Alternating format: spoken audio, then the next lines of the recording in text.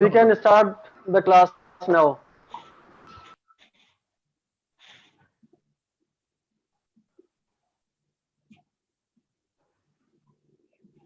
Ten seconds are left.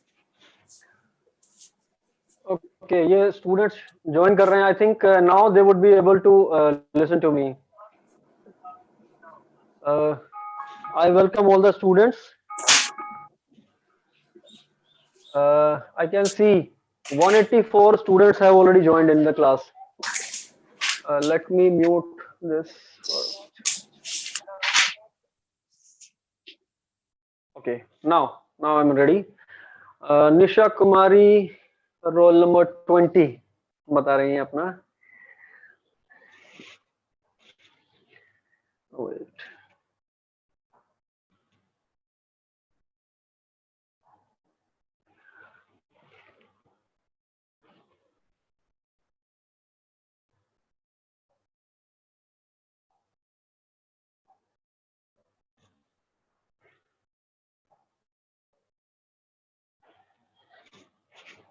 Okay, I can see Shakuntala Ambawat now.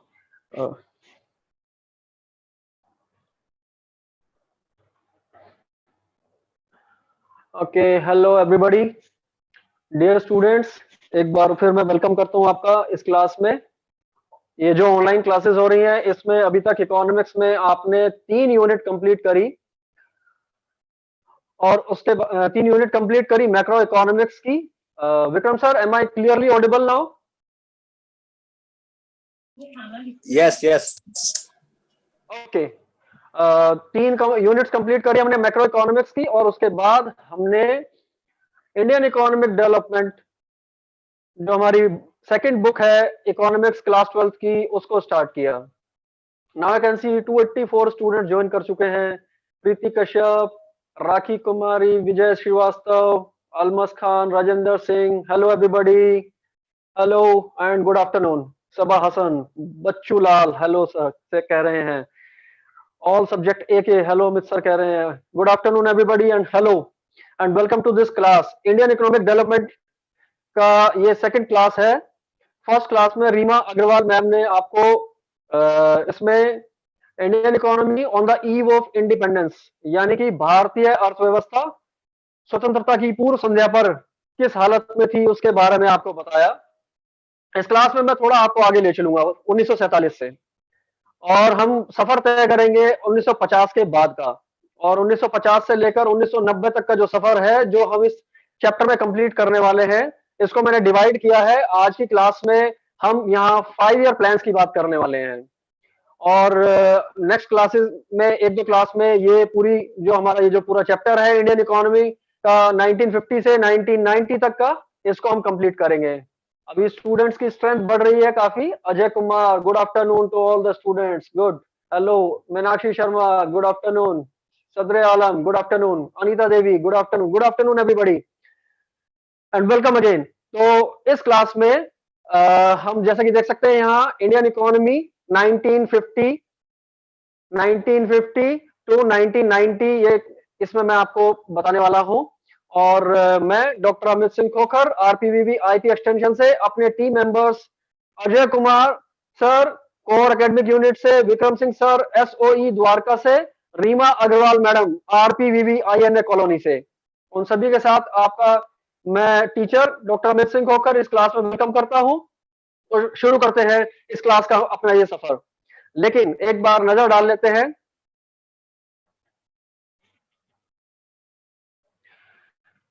Link दिया है आपको यहाँ पे. बहुत सारे स्टूडेंट्स की बहुत सारी तरह की प्रॉब्लम्स होती हैं एस्पिरेशन क्लास को लेकर के. तो ये जो लिंक है यहाँ पे दिया है इस लिंक का आप यूज करें डियर स्टूडेंट्स. और इस लिंक को यूज करने के बाद मैं समझता हूँ कि आपकी किसी भी तरह की प्रॉब्लम जो है एस्पिरेशन क्लास से रिलेटेड वो सॉल्व हो जाएगी. तो इस लिंक को डेफिनेटली आप यूज करें for any kind of your problem related to aspiration programme.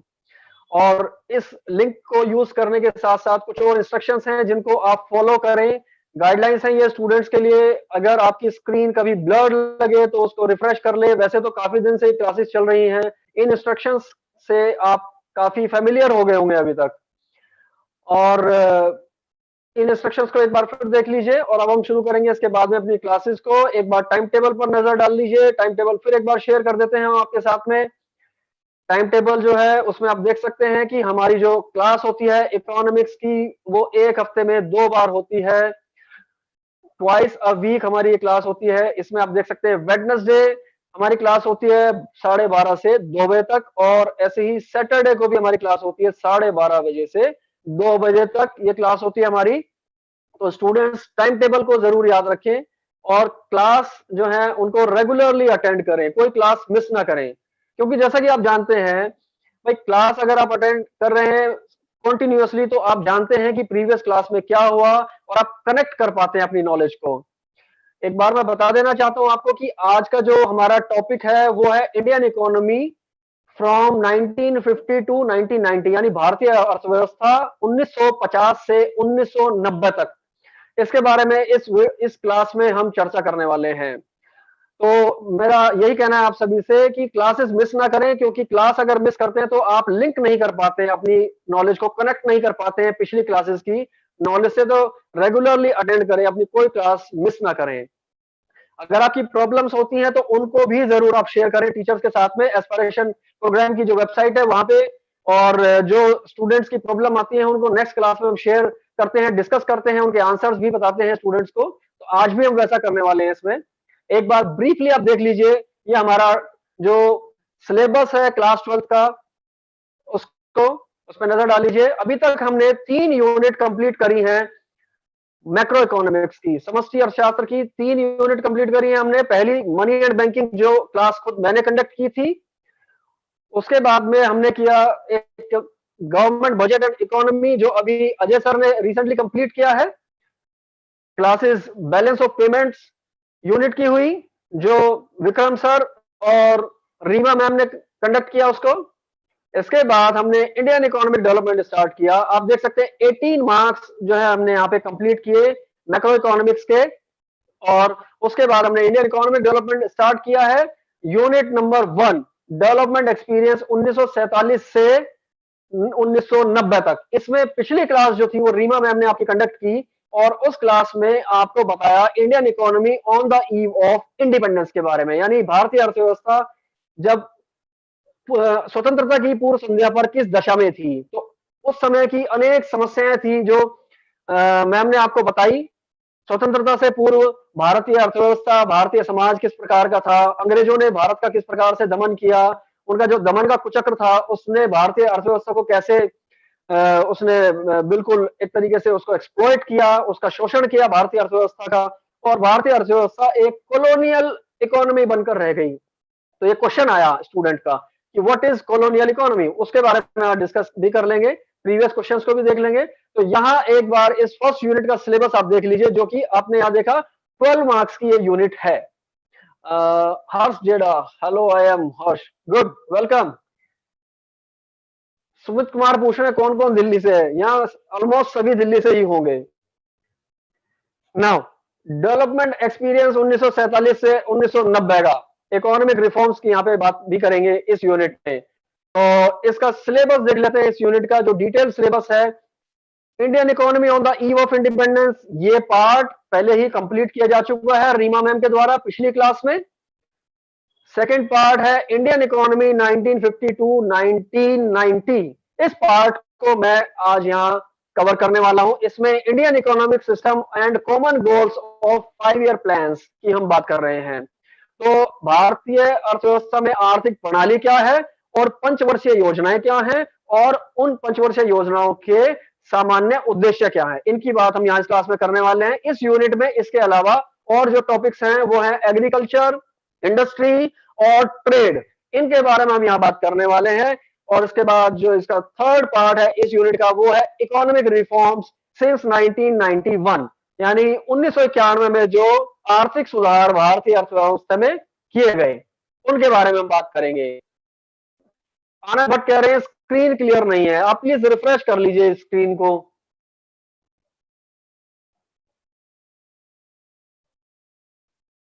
Yes, English class में चैट देखा था, ये क्या, ये नॉनसेंस बातें मत कीजिए प्लीज, आप क्लास में फोकस कीजिएगा। ये जो क्लासेस कंडक्ट की जा रही है, इनके लिए एफर्ट किया जा रहा है गवर्नमेंट के द्वारा, उसका मैक्सिमम बेनिफिट गेन करने की कोशिश कीजिए, बाद में ये रिपीट नहीं होंगे टॉपिक आपके स्कूल में। तो ये जो तीनों पार्ट मैंने आपको बताया, ये 12 मार्क्स के हैं आपके सिलेबस में और बहुत इंपॉर्टेंट है। थ्योरेटिकल पार्ट है काफी, जिन बच्चों को मैथमेटिकल पार्ट में थोड़ी प्रॉब्लम भी रहती है वो इसको इजीली समझ लेते हैं और अच्छे मार्क्स लाने में काफी ये हेल्प कर सकते हैं। शुरू करते हैं वो अपना सफर हम 1950 से 90 का, लेकिन एक नजर डालते हैं उस दिन पर जब भारत आजाद हुआ, यानी the day when India became a free country. ये उस दिन का न्यूज़पेपर यहाँ आपके साथ मैंने शेयर किया है, हिंदुस्तान टाइम्स है, आप इसमें देख सकते हैं कि ये अगस्त 15 1947 का ये अखबार है, दिन फ्राइडे था उस दिन। तो ये उसकी हेडिंग देखिए, India independent, British rule ends, ये हेडिंग है उस दिन की 15 अगस्त 1947 की। इसी हेडिंग में आप राइट साइड में टॉप में देख सकते हैं, उसमें लिखा है new star rises in the east east, यानी पूर्व में एक नए सितारे का उदय हुआ। तो वो पूर्व में उगने वाला सितारा था भारत, और उसके नीचे लिखा leaders tell nation of task ahead, यानी जो नेता थे उस समय के, उन्होंने इस पर चर्चा की कि अब आने वाले समय में क्या चुनौतियां हैं भारत के सामने। क्योंकि जैसा लास्ट क्लास में मैम ने बताया आपको कि जब भारत को आजादी मिली तो उस टाइम बेहद कठिन दौर था भारत के लिए, तरह तरह की समस्याएं थी जिनका भारत सामना कर रहा था, गरीबी थी, कुपोषण था, निरक्षरता थी, हमारा जो है आर्थिक विकास दर बेहद कम थी। तो ऐसी समस्याएं थी उस समय, तो बेहद चुनौतियां थी भारत के सामने जब भारत आजाद हुआ। ये नीचे एक चित्र इसमें दिखाया है, नेहरू जी इसमें दिखा रखे हैं, लाल किले के मैदान में ये तिरंगा फहराते हुए जब देश आजाद हुआ, उस समय की ये तस्वीरें हैं। तो बेहद खुशी का दौर था देश में, देश आजाद हो गया, वर्षों की जो गुलामी थी उसको समाप्त होते हुए लोगों ने देखा, अंग्रेजों को जाते हुए देखा, और लोग खुशियां मना रहे थे, नाच रहे थे, झूम रहे थे, इंडिया गेट के आसपास, लाल किले के आसपास, सभी जगह लोग खुशी में इकट्ठे हो रहे थे और एक दूसरे को बधाइयां दे रहे थे कि आज एक नई शुरुआत हुई है इस देश में। लेकिन ये सब जो समारोह हो रहे थे, इन समारोह के साथ साथ देश में एक चिंता भी बनी हुई थी कि देश में इतनी समस्याएं थी, उन सब को लेकर के चिंताएं थी। समारोह के साथ स्वतंत्रता कई चिंताओं को भी लेकर के आई, यानी along with celebrations the freedom brought many concerns too. और क्या चिंताएं थी वो, उनके बारे में अब देख लेते हैं, हम यहाँ बात कर लेते हैं। बहुत बड़ी समस्या, पार्टीशन ऑफ इंडिया। भारत आजाद तो हुआ लेकिन इसको दो हिस्सों में तोड़ दिया गया, काट दिया गया भारत भूमि को दो भागों में। और कुछ लोग कहते हैं कि दिस वाज एक्चुअली कि जैसे एक माँ के, एक भारत माँ जो है उसके दो भाग कर दिए गए, काट करके लोगों को बेहद दुख हुआ और लोगों को बहुत पीड़ा भी पहुंची। लोग असहाय पीड़ा उस समय महसूस कर रहे थे। जिन लोगों को पार्टीशन के समय अपना स्थान छोड़ना पड़ा, उनके जीवन में बहुत बेहद कठिनाइयां आई। यहाँ आप देख सकते हैं एक ट्रेन का सीन यहाँ दिखा रखा है। सपना शर्मा पूछ रहे हैं चैप्टर का नाम बता दो। यह है इंडियन इकोनॉमी 1950 से 1990 तक, 1950 से 1990 तक भारतीय अर्थव्यवस्था, उसको हम यहाँ पढ़ा रहे हैं। आरिफ कह रहे हैं वॉइस इज क्रैकिंग। मेरे जो को पैनलिस्ट हैं वो बता सकते हैं इनकेस अगर वॉइस क्रैक हो रही है तो। पार्टीशन ऑफ इंडिया जो है वो एक बहुत बड़ी ट्रेजेडी थी इंडिया में। देख सकते हैं ट्रेन में ये जो लोग लग करके जा रहे हैं, किस तरह अमानवीय रूप में ये सफर कर रहे थे अपने गंतव्य स्थानों के लिए। अब देखिए साथ में एक सीन दिखाया है, बच्चा बैठा हुआ है, शायद भूखा भी हो, इसके पास कोई पैसे नहीं है अपनी आवश्यकताओं को पूरा करने के लिए, और नीचे एक बस्ती दिखाई है जहां पे जो पार्टीशन के टाइम पे जो माइग्रेंट्स थे, जो प्रवासी थे, जो पाकिस्तान से भारत में आए थे, उन लोगों को यहाँ इसमें दिखाया गया है। तो इससे आप अनुमान लगा सकते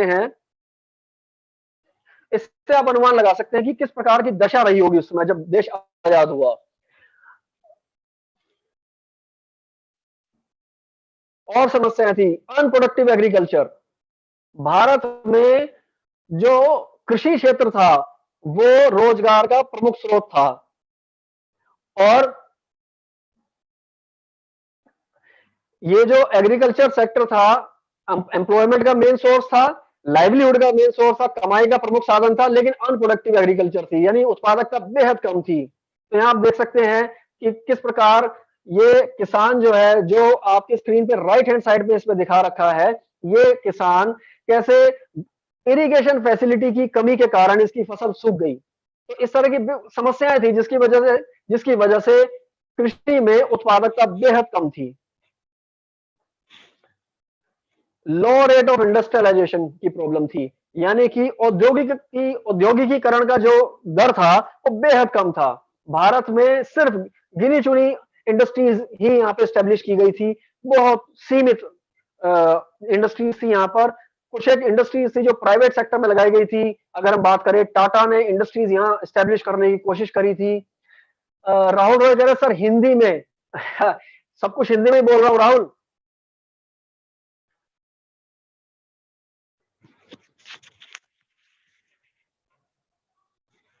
लो रेट ऑफ इंडस्ट्रियलाइजेशन की प्रॉब्लम थी काफी, और इसमें क्योंकि यहाँ इंडस्ट्रीज की कमी थी, तो इंडस्ट्रीज का जो शेयर था जीडीपी में वो भी बेहद कम था।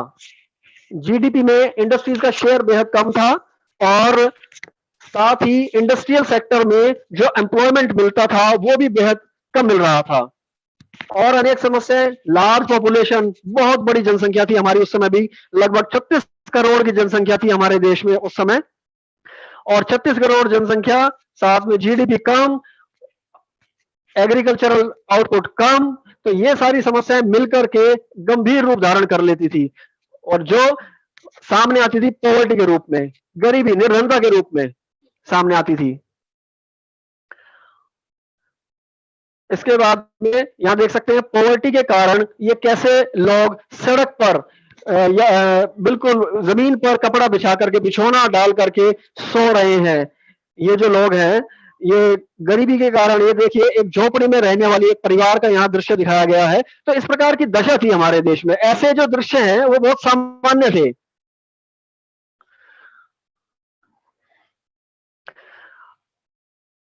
हंगर एंड मेल न्यूट्रिशन, भूखमरी, कुपोषण, ऐसी समस्याएं थी जिनसे भारत जूझ रहा था।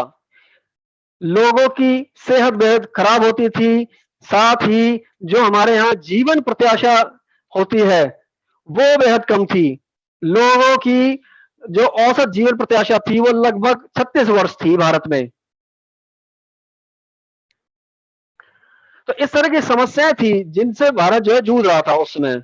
अब देखिए, अब कुछ आंकड़ों पे नजर डाल लेते हैं। यहाँ पे ये सभी जो चित्र के माध्यम से मैंने आपको बताया है, ये सब जो मैंने चित्र के माध्यम से आपको बताया है, इसी से संबंधित कुछ आंकड़े देख लो बच्चों। यहाँ पे मेजर कंसर्न, प्रमुख चिंताएं जो थी स्वतंत्रता के समय, आप देखिए लेफ्ट हैंड साइड में जो टेबल बनी है उस पर ध्यान दीजिए।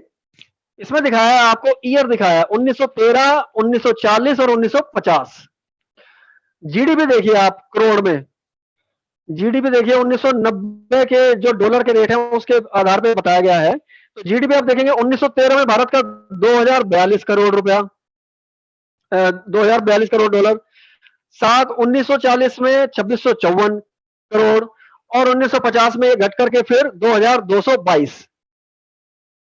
तो आप देख सकते हैं कि जीडीपी बढ़ कहां रहा है भारत का, वर्ष बढ़ते चले गए। तो यानी जब भारत आजाद नहीं हुआ उस समय भारत की जो जीडीपी की ग्रोथ रेट थी वो नेगेटिव में चली गई एक्चुअल में। 1940 के बाद आप देख सकते हैं कि जीडीपी की ग्रोथ रेट तो नेगेटिव है, यानी जीडीपी तो घटा है उन 10 सालों में। तो आप अनुमान लगा सकते हैं, पॉपुलेशन बढ़ रही थी। 1921 का जो साल था भारत में, वो एक अलग साल था कि जिसमें पॉपुलेशन घटी थी, लेकिन उसके बाद 1931, 1941, 1951 जो साल आए, वर्ष आए, उनमें जीडीपी भारत की बढ़ी नहीं, लेकिन पॉपुलेशन बढ़ती चली गई। तो यानी प्रति व्यक्ति आय, पर कैपिटा इनकम जो है वो घटती चली गई।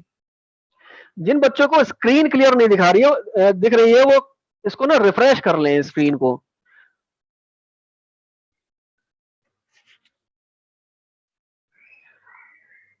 दीपांशु कह रहे हैं आवाज आ रही है पर क्लियर नहीं आ रही है। आप चेक कीजिए अपना इंटरनेट कनेक्शन, क्योंकि बाकी स्टूडेंट्स को ये क्लियर आ रही है।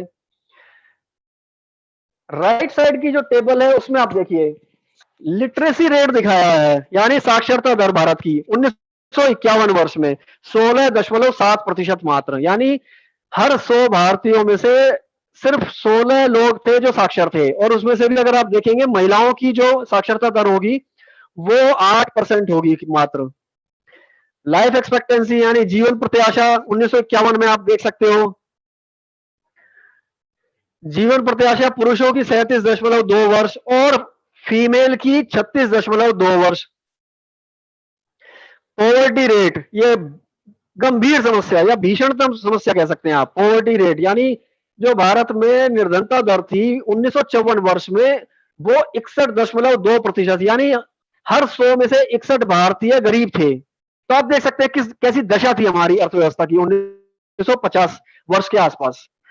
इससे अनुमान लगता है कि भारत की जो अर्थव्यवस्था है उसमें बड़ी कठिन चुनौतियां थी, बड़ी कठिन चुनौतियों का सामना कर रहा था भारत उस समय। भारत को गरीबी उन्मूलन भी करना था, भारत को साक्षरता दर भी बढ़ानी थी, भारत को अच्छी स्वास्थ्य सुविधाएं भी प्रदान करनी थी, भारत को अपना जीडीपी भी इंक्रीज करना था। तो ये सारे चैलेंजेस थे। तो डेफिनेटली जो उस टाइम लीडर्स रहे होंगे, प्राइम मिनिस्टर, फाइनेंस मिनिस्टर, उन सबके ऊपर बेहद प्रेशर रहा होगा। आजाद हो गए, देश आजाद हो गया, ठीक है, सब खुशियां मना रहे हैं, लेकिन इतने सारा स्ट्रेस भी तो है। अब पिछली क्लास से रिलेटेड कुछ क्वेश्चंस आए बच्चों के। पहला क्वेश्चन था what is drain of Indian wealth, ये सिद्धार्थ ने पूछा। What is drain of Indian wealth, ये स्वतंत्रता से पहले जब भारत अंग्रेजों का गुलाम था उस टाइम अंग्रेज क्या करते थे, यहां से रॉ मटेरियल तो एक्सपोर्ट कर देते थे और फिनिश्ड गुड्स यानी तैयार माल भारत में वापस ले आते थे। ठीक है, इंडिया एक्सपोर्ट सरप्लस था, इंडिया में इंडिया एक्सपोर्ट ज्यादा करता था, लेकिन किसका करता था एक्सपोर्ट ज्यादा? वो करता था रॉ मटेरियल का। रॉ मटेरियल का एक्सपोर्ट ज्यादा करके जो उससे जो कमाई होती थी वो भी भारतीयों के कल्याण पे खर्च नहीं होती थी।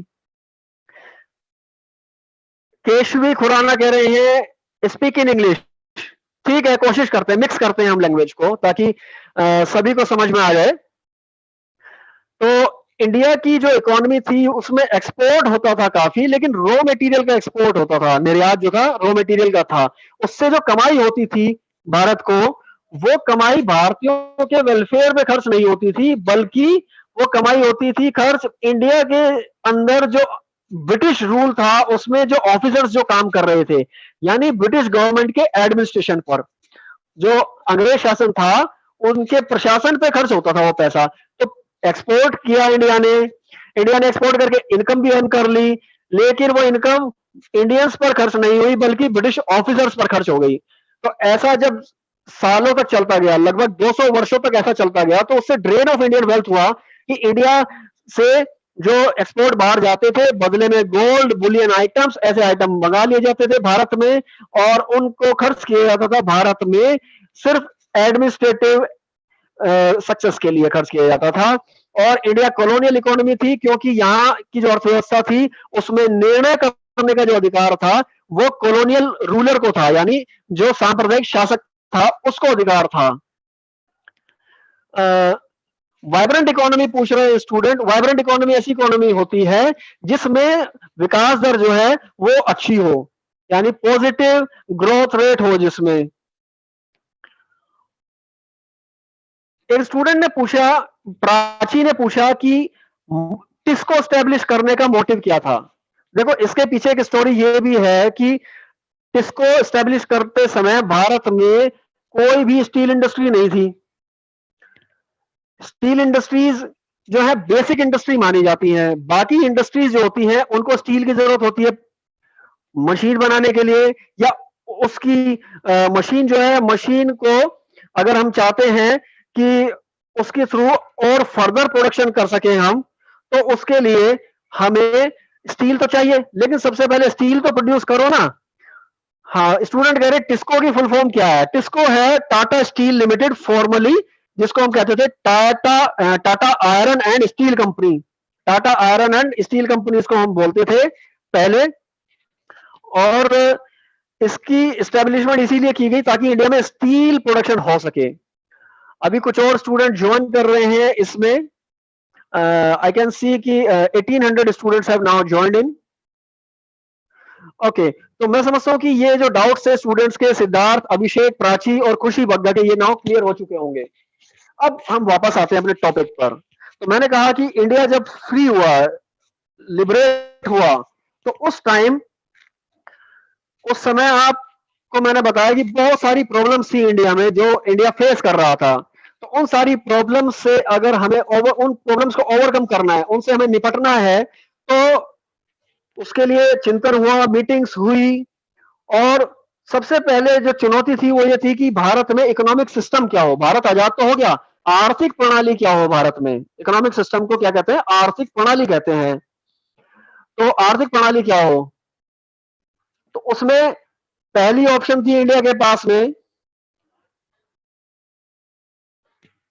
यहां 3 तरह के क्वेश्चंस आप देखिए कि माइक्रो इकोनॉमिक्स में आप पढ़ के आए होंगे 11th क्लास में। 3 प्रॉब्लम थी किसी भी इकोनॉमी में, सेंट्रल प्रॉब्लम जिन्हें हम कहते हैं, कि भाई what goods and services should be produce in the economy, कि अर्थव्यवस्था में किन संसाधनों का प्रयोग, मतलब संसाधनों का प्रयोग करके किन वस्तुओं सेवाओं का उत्पादन किया जाए। क्योंकि संसाधन तो सीमित है, सब कुछ तो उत्पादन हम कर नहीं पाएंगे। तो जो उपलब्ध संसाधन है, अवेलेबल रिसोर्सेज हैं, उनका कहां यूज करें हम, कि कैसे, कौन से गुड्स एंड सर्विसेज को हम प्रायोरिटी दें, कौन से गुड्स एंड सर्विसेज को पहले प्रोड्यूस करें हम। दूसरा प्रश्न आता है कि भाई हाउ टू प्रोड्यूस देम, उनको प्रोड्यूस करें कैसे, टेक्नोलॉजी का यूज करें उसमें कि भाई लेबर इंटेंसिव हो या कैपिटल इंटेंसिव हो।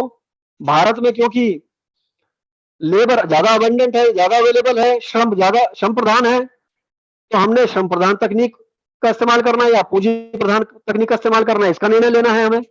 और तीसरी बात थी कि हाउ टू डिस्ट्रीब्यूट देम, कि जो उत्पादन हो गया उसका प्रयोग कैसे करें, बांटे कैसे उसको। एक बच्चा पूछ रहा है कि ब्रिटिश इकोनॉमी का पॉजिटिव इंपैक्ट क्या है। ये पिछली क्लास में रीमा मैम ने काफी डिटेल में इस पर डिस्कस किया था, फिर भी शॉर्ट में मैं बता देता हूं। पॉजिटिव बेनिफिट्स अगर हम कह सकें तो यही कह सकते हैं कि रेलवेज का नेटवर्क जो है वो एक पॉजिटिव इंपैक्ट था ब्रिटिश का। उसके अलावा प्रॉपर एडमिनिस्ट्रेशन, यानी प्रशासन की विधि देना, लॉ एंड ऑर्डर स्टैब्लिश करना इंडिया में, यहाँ पे कानून व्यवस्था जो है उसको बनाना। इंडियन पिनल कोड इंडिया में आया था, अंग्रेजों के द्वारा लाया गया इंडियन पिनल कोड, जो कि एक नियमावली है कि किस अपराध के लिए क्या सजा दी जाएगी। ये सब बातें पहले नहीं होती थी लिखित में, तो ये बहुत निर्भर करता था राजा के मूड पे। राजा जो है वो चेंज होते ही कानून बदल जाते थे। तो ये सारे जो है बेनिफिट्स हैं या ये गेन है जो इंडिया को मिले हैं अंग्रेजों के द्वारा। अब बात फिर वापस आते हैं 3 क्वेश्चंस के बारे में कि what to produce, how to produce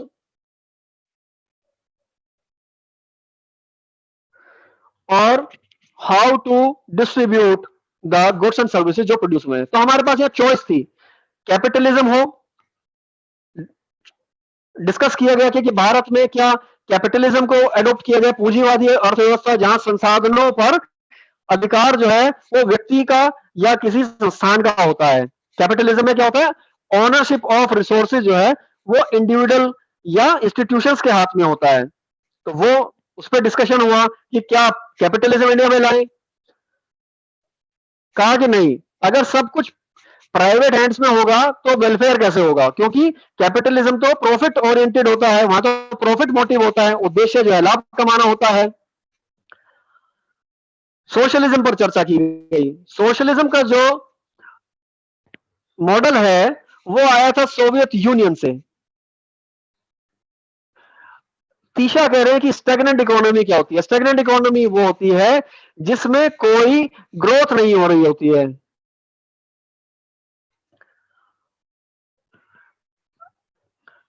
now socialism पर चर्चा की गई, सोशलिज्म क्या है, उसके लाभ हानि जो है उन पर चर्चा की गई।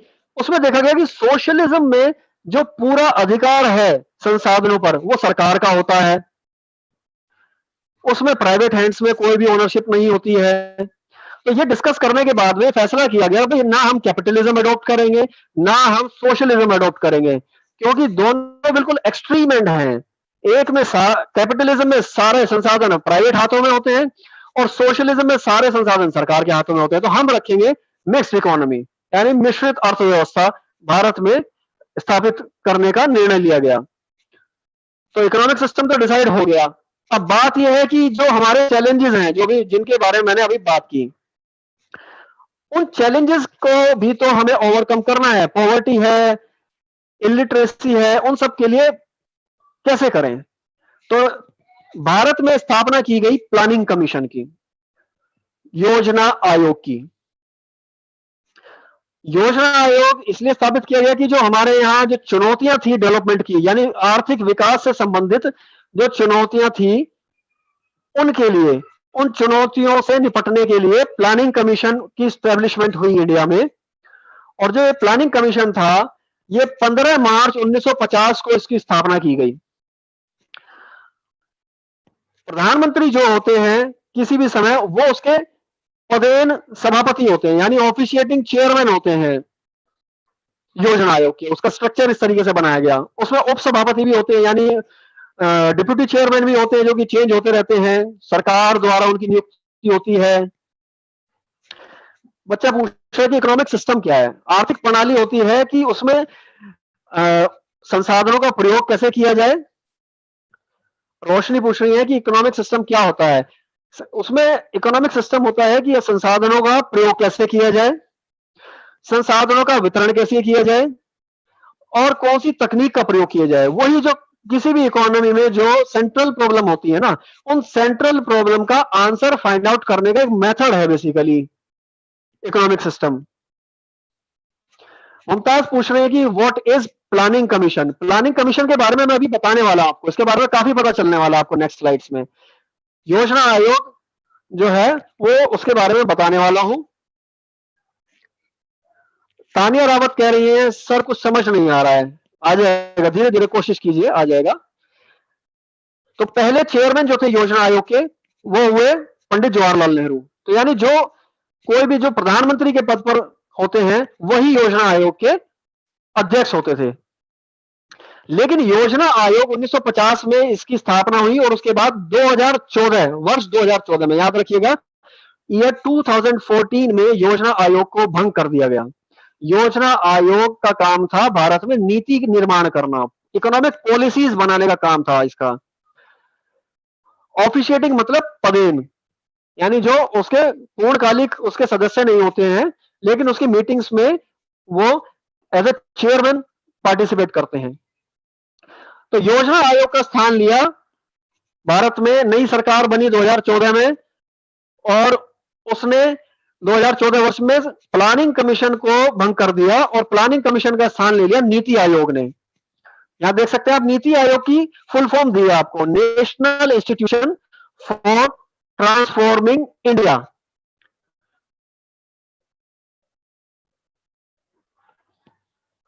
बच्चे पूछे चैप्टर कौन सा है? हम बात कर रहे हैं भारतीय अर्थव्यवस्था 1950 से 1990, यानी इंडियन इकोनॉमी फ्रॉम 1950 टू 1990।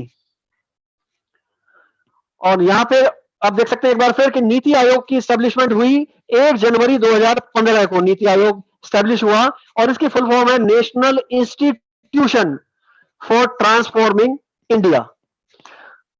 लेकिन अभी हम उन प्लानिंग कमीशन पर ही चर्चा आगे जारी रखेंगे। क्यों? क्योंकि हम बात कर रहे हैं 1950 से 1990 के बीच के भारत में आर्थिक बदलाव, उनके बारे में हम यहां बात करने वाले हैं। तो आपको मैं बताना चाहता हूं कि नीति आयोग तो 2015 वर्ष में बना है, तो इसको इस स्लाइड में आगे ज्यादा डिस्कस नहीं करेंगे हम। अब कुछ क्वेश्चन हम डिस्कस कर लेते हैं। बहुत ही साधारण सा है, यहाँ पे बेहद आसान क्वेश्चन मैंने रखा है। विच इंस्टीट्यूशन रिप्लेस्ड प्लानिंग कमीशन?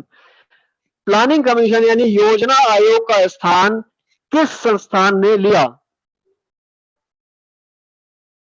किस संस्थान ने प्लानिंग कमीशन का स्थान लिया, यानी योजना आयोग का स्थान लिया?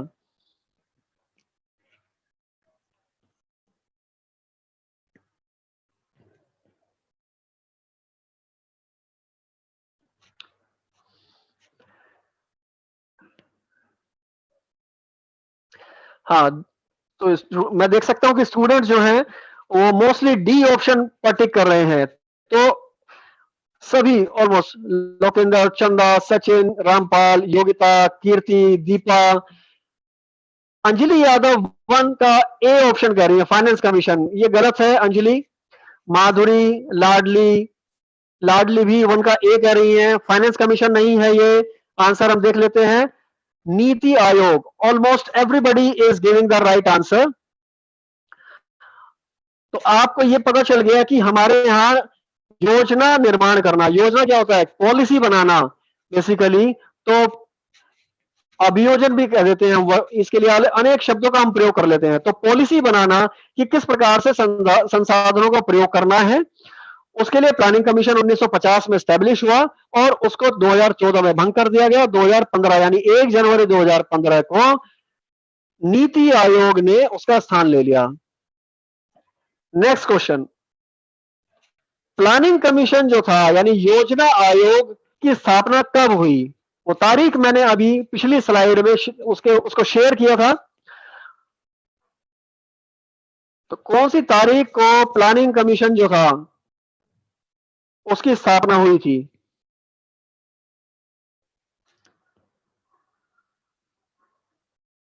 अनुराग कह रहे नीति आयोग क्या होता है? नीति आयोग भी पॉलिसी फॉर्मेशन का काम ही करता है, योजना ही बनाता है, लेकिन ये 2015 के बाद इस कार्य को कर रहा है।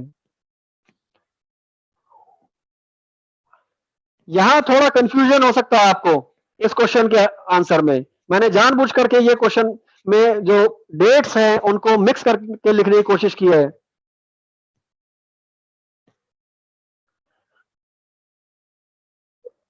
Deepa Jaiswal second B, Amit Kumar, Virendra Kumar, Vibha Mishra, Bachchu Lal, Sonu Kumar, Udayraj, Shivani Gupta.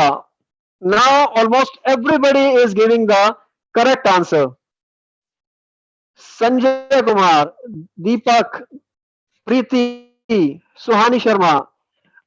ये 15 मार्च 1951 गलत है, 15 मार्च 1950 सही जवाब है, यानी करेक्ट ऑप्शन है बी। तो इस स्लाइड से आपको पता चलता है कि स्लाइड में दी गई कोई भी इंफॉर्मेशन जो है इंपॉर्टेंट होगी आपके लिए, तो इसलिए हर स्लाइड को बहुत ध्यान से देखिएगा। अब नीति आयोग की फुल फॉर्म आपको बतानी है, ध्यान से देखिएगा, इसमें मिस्टेक पॉसिबल है आपसे। हन्नी भाई प्रधान जी, अच्छा नाम लिया है आपने। सेकंड का बी था। नाउ थर्ड क्वेश्चन आप कीजिए।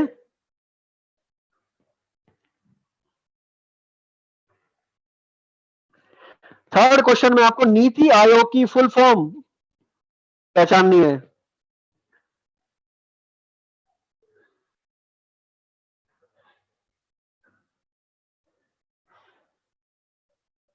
हेमंत कुमार का सी ऑप्शन, मनोज सी, मनीषा, दीपक कुमार ए कह रहे हैं। दीपक ध्यान से देखिए, जानबूझकर मैंने इसमें कंफ्यूज करने की कोशिश की है। यहाँ पे रमेश कह रहे हैं ए, सोनू राय भी ए कह रहे हैं। ये इन सारे स्टूडेंट्स को ध्यान देना पड़ेगा, इसमें एक वर्ड का डिफरेंस है और मैंने जानबूझ के किया है इसको यहाँ पे कंफ्यूज करने के लिए। अब सी ऑप्शन पे ज्यादातर स्टूडेंट्स आ रहे हैं। तन्नू कुमारी, श्रुति, फैजान मलिक, गुलशन कुमार, आकाश, राबिया, रामपाल, गढ़वाली कौन है ये, अब्दुल समद, प्रियंका कुमारी, ये सब मिथिलेश थर्ड का बी बता रहे हैं, ये तो बिल्कुल भी नहीं है। Mithilesh Singh third C, Shakeel third का सी। अब ऑलमोस्ट सारे स्टूडेंट्स का जो रिप्लाई है वो बिल्कुल करेक्ट है।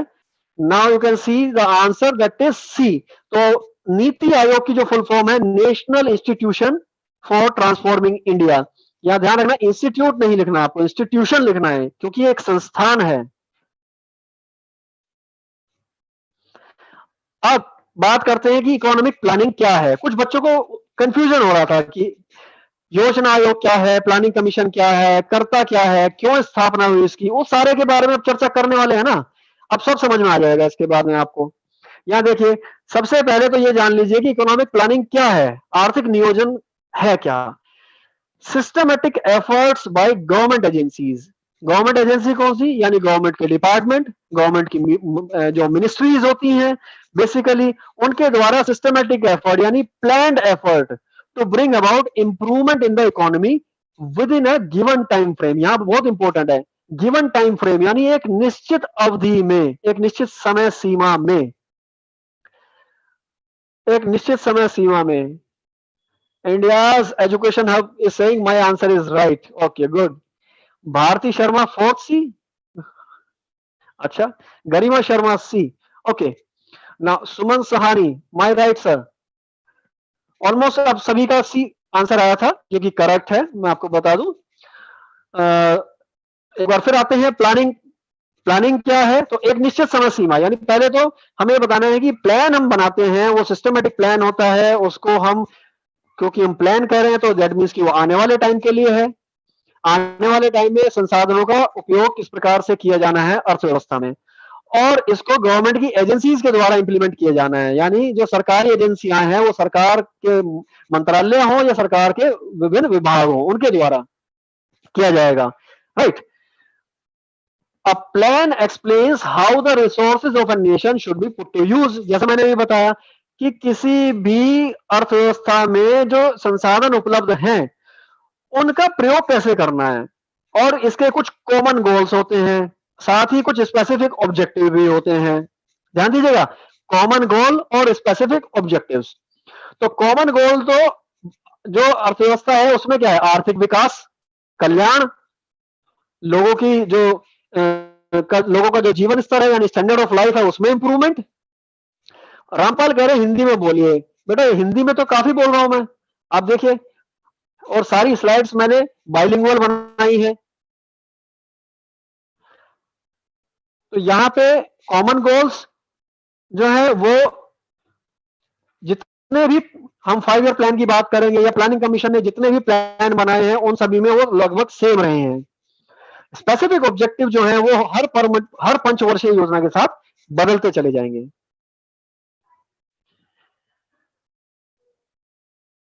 कुछ स्टूडेंट्स की शिकायत आ रही है कि नाम नहीं लेते हैं, सभी का नाम लेने की कोशिश कर रहे हैं। बस ये है, हमारा प्रयास ये होता है कि आपके नाम से आपको कॉल करें, साथ ही जो क्लास का जो रिदम है वो भी बना रहे।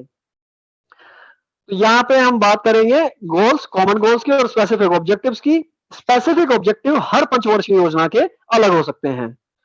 अब देखिए, अब बात यहां से आपको समझ में आ जाएगी, अपने आप समझ में आ जाएगी कि प्लानिंग कमीशन का काम क्या था, क्यों इसकी स्थापना की गई। इसका काम था प्लान प्रिपेयर करना, यानी जिसे हम कहते हैं 5 ईयर प्लान, यानी पंचवर्षीय योजना बनाने का काम था प्लानिंग कमीशन का। दूसरा इसका देखिए यहाँ पे, in India every plan was of 5 years duration. ये बच्चों ने पहले भी पढ़ा होगा कि पंचवर्षीय योजना क्यों कहते हैं, क्योंकि ये मीडियम टर्म की होती है, यानी मीडियम टर्म की होती है और ये 5 वर्ष के लिए होती है, तो इसलिए हम इसे 5 ईयर प्लान कह देते हैं। हर प्लान के स्पेसिफाइड ऑब्जेक्टिव्स होते हैं, जैसे मैंने पिछली स्लाइड में भी कहा था, यानी निर्दिष्ट उद्देश्य होते हैं हर प्लान की, वो चेंज होते चले गए हैं। मैं आपको देखो आगे आने वाली जो स्लाइड्स हैं उसमें मैं बताऊंगा आपको कि कैसे अलग अलग प्लान जो थे उसमें स्पेसिफिक ऑब्जेक्ट चेंज होते चले गए। नेक्स्ट है, there were plans that specify what was to be achieved over 20 years, यानी 20 साल का जो समय था, 20 साल के समय में क्या हमें अचीव करना है, उससे संबंधित हमारे लॉन्ग टर्म प्लान हो सकते हैं, जिसको हम इंग्लिश में तो कहते हैं पर्सपेक्टिव प्लान, और हिंदी में हम कहते हैं परिप्रेक्ष्य योजना। हिंदी में कहते हैं उसको परिप्रेक्ष्य योजना। तो ये लंबे लॉन्ग टर्म के हमारे प्लान्स होते हैं।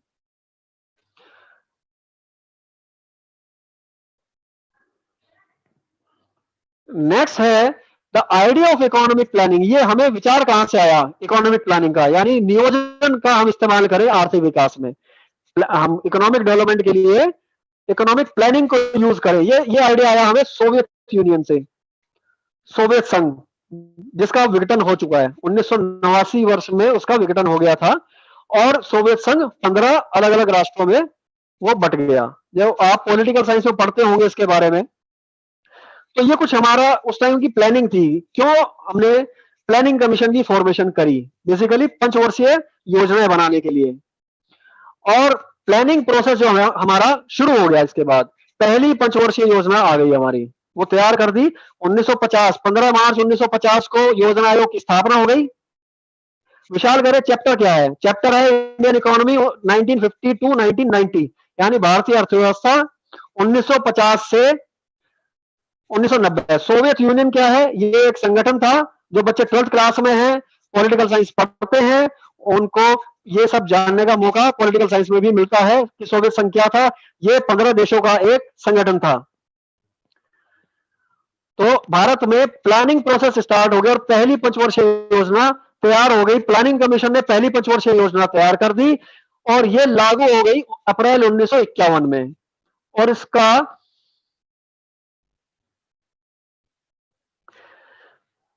जो पीरियड था अप्रैल 1951 से आगे 1956 तक। तो अप्रैल 1951 में पहली पंचवर्षीय योजना प्रारंभ हो गई भारत में।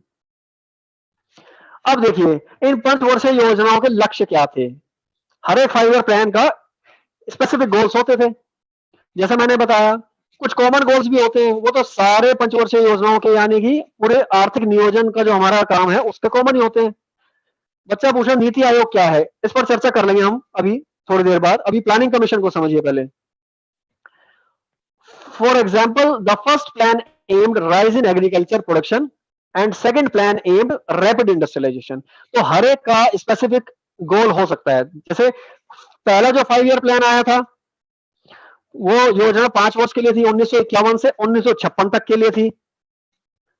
प्रीति शाह नीति आयोग के बारे में हम क्लास के एंड में डिस्कस करेंगे। अभी आप पंचवर्षीय योजना और प्लानिंग कमीशन के बारे में पढ़िए।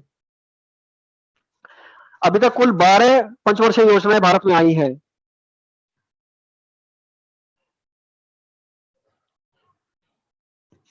हाँ, तो हम बात कर रहे थे विशेष लक्ष्य क्या होते हैं। विशिष्ट लक्ष्य हो सकते हैं पंचवर्षीय योजनाओं के। पहली पंचवर्षीय योजना जो थी उसका लक्ष्य था कृषि उत्पादन में वृद्धि। दूसरी पंचवर्षीय योजना का जो प्रमुख उद्देश्य था वो था तेजी से औद्योगिकरण, यानी रैपिड इंडस्ट्रियलाइजेशन। तो ये चेंज हो सकते हैं। आप देखेंगे कि कैसे 5 ईयर प्लान्स के जो ऑब्जेक्टिव थे, स्पेसिफिक ऑब्जेक्टिव, वो टाइम के साथ साथ चेंज होते चले गए। ऑल प्लान्स जो है, जितने प्लान हैं उनके कॉमन गोल्स 4 गोल हैं, वो 4 सेम ही रहते हैं। उसके बाद में स्पेसिफिक जो ऑब्जेक्टिव्स होते हैं वो चेंज होते रहते हैं। कॉमन गोल्स की हम बात करेंगे। जिन बच्चों की स्क्रीन क्लियर नहीं आ रही है वो उसको रिफ्रेश कर लें, स्क्रीन को रिफ्रेश कर लें। अब क्वेश्चन एक पूछना चाहता हूं यहां पे। The period of first 5 year plan was, पहली जो पंचवर्षीय योजना थी उसका काल क्या था, उसकी अवधि क्या थी पंचवर्षीय योजना की, कब प्रारंभ हुई और कब तक वो लागू रही। Years of first 5 year plan.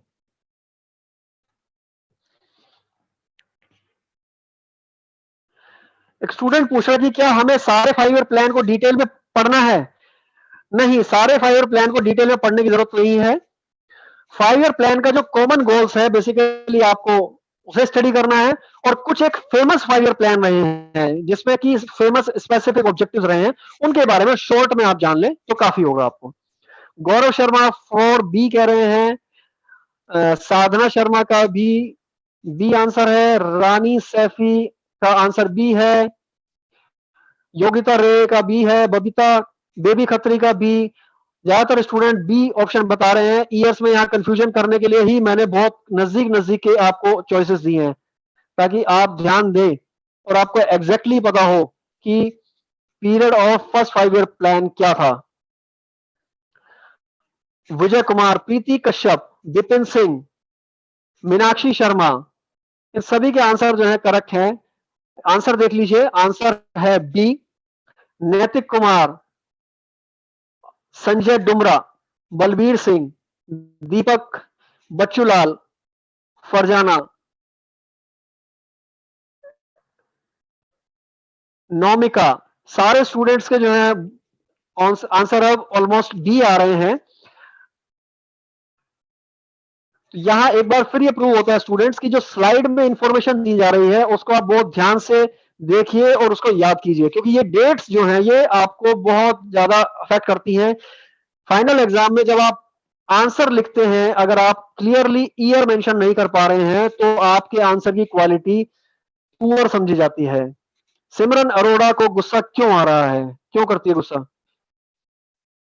Reason बताए। Geetu, Sania, B answer correct. Now student, अब हम इसके बाद में बात करते हैं ग्रोथ और समृद्धि। मैंने आपसे कहा कि कॉमन गोल्स होते हैं।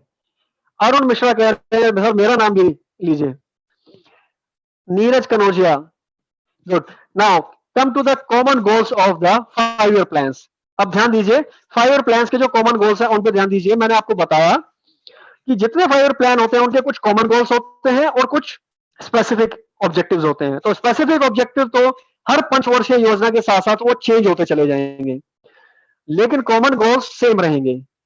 तो 4 कॉमन गोल है जो आपको स्टडी करने हैं अपने सिलेबस में। पहला जो गोल है वो है ग्रोथ, यानी 5 ईयर प्लान जो बनाया जाता है उसका एम होता है ग्रोथ अचीव करना, इकोनॉमिक ग्रोथ, आर्थिक समृद्धि उसका उद्देश्य होता है।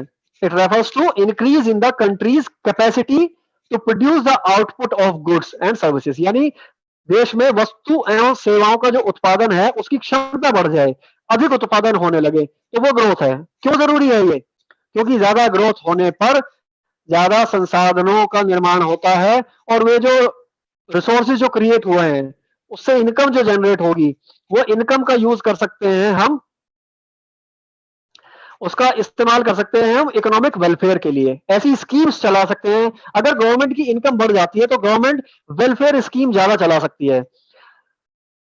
पॉवर्टी इरेडिकेशन एक बड़ा एम था गवर्नमेंट का आजादी के समय, तो वो पॉवर्टी इरेडिकेशन के लिए गवर्नमेंट को खर्च करने की जरूरत है सोशल वेलफेयर स्कीम पर। वो खर्च कहां से करेगी गवर्नमेंट, वो खर्च करेगी गवर्नमेंट जब उसकी इनकम बढ़ जाएगी। तो वो इनकम बढ़ने के लिए इंपॉर्टेंट है इकोनॉमिक ग्रोथ। तो larger stock of productive capital होना, larger size of services like transport and banking और इंक्रीज इन जीडीपी, ये कुछ इंपॉर्टेंट पॉइंट्स हैं। यानी जीडीपी में इंक्रीज होना, यहां ध्यान से देखिए जीडीपी है क्या एक्चुअल में, ब्रैकेट में आपको दिया है जीडीपी होता है market value of goods and services produce in the country during a year, यानी एक वर्ष में कुल कितनी वस्तु एवं सेवाओं का उत्पादन हुआ है उनकी बाजार कीमत, वो मार्केट में उनकी कीमत क्या है, वो जीडीपी हो गया। और इसे हम फर्स्ट यूनिट अगर आपने पढ़ी, जब पढ़ेंगे तो आप पाएंगे कि वहां पे हम इसको मार्केट प्राइस और फैक्टर कॉस्ट दो तरीके से हम इसको मेजर कर लेते हैं। नाउ एक इंपॉर्टेंट बात यहां है कि चेंज इन स्ट्रक्चरल कंपोजिशन, संरचनात्मक ढांचा जो है किसी देश का उसमें बदलाव आता है अगर ग्रोथ होती है। क्या है ये संरचनात्मक ढांचा, यानी कि स्ट्रक्चरल कंपोजिशन क्या है। किसी भी इकोनॉमी में जो टोटल जीडीपी होता है उसको हम 3 भागों में बांट सकते हैं अलग अलग सेक्टर्स के लिए, क्षेत्र इनको हम बोलते हैं हिंदी में, एग्रीकल्चर, इंडस्ट्री और सर्विसेज, यानी कृषि, उद्योग और सेवाएं। इन 3 भागों में बांट सकते हैं हम इनको।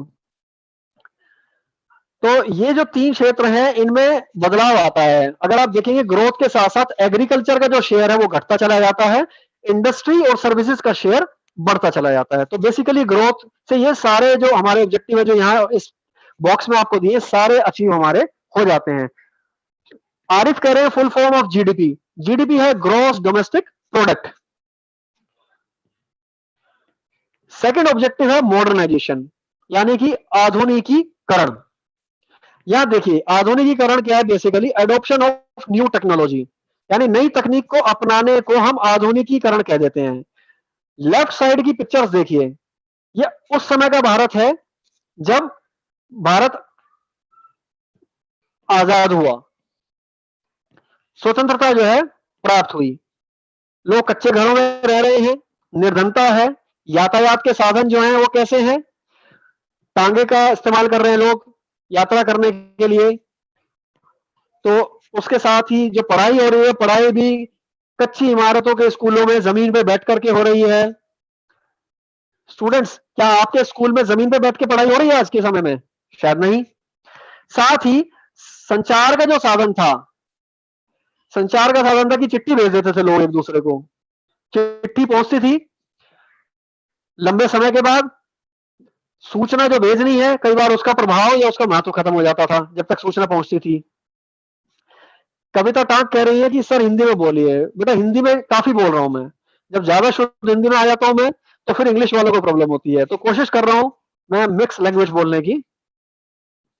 राइट हैंड साइड का पैनल देखिए, ये एक आधुनिक भारत की तस्वीर है।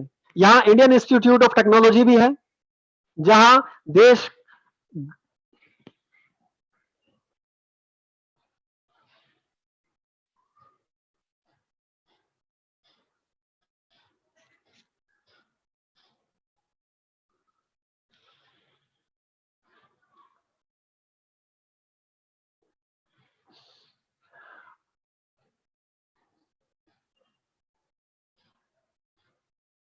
किस क्वेश्चन का आंसर दे रहे हैं?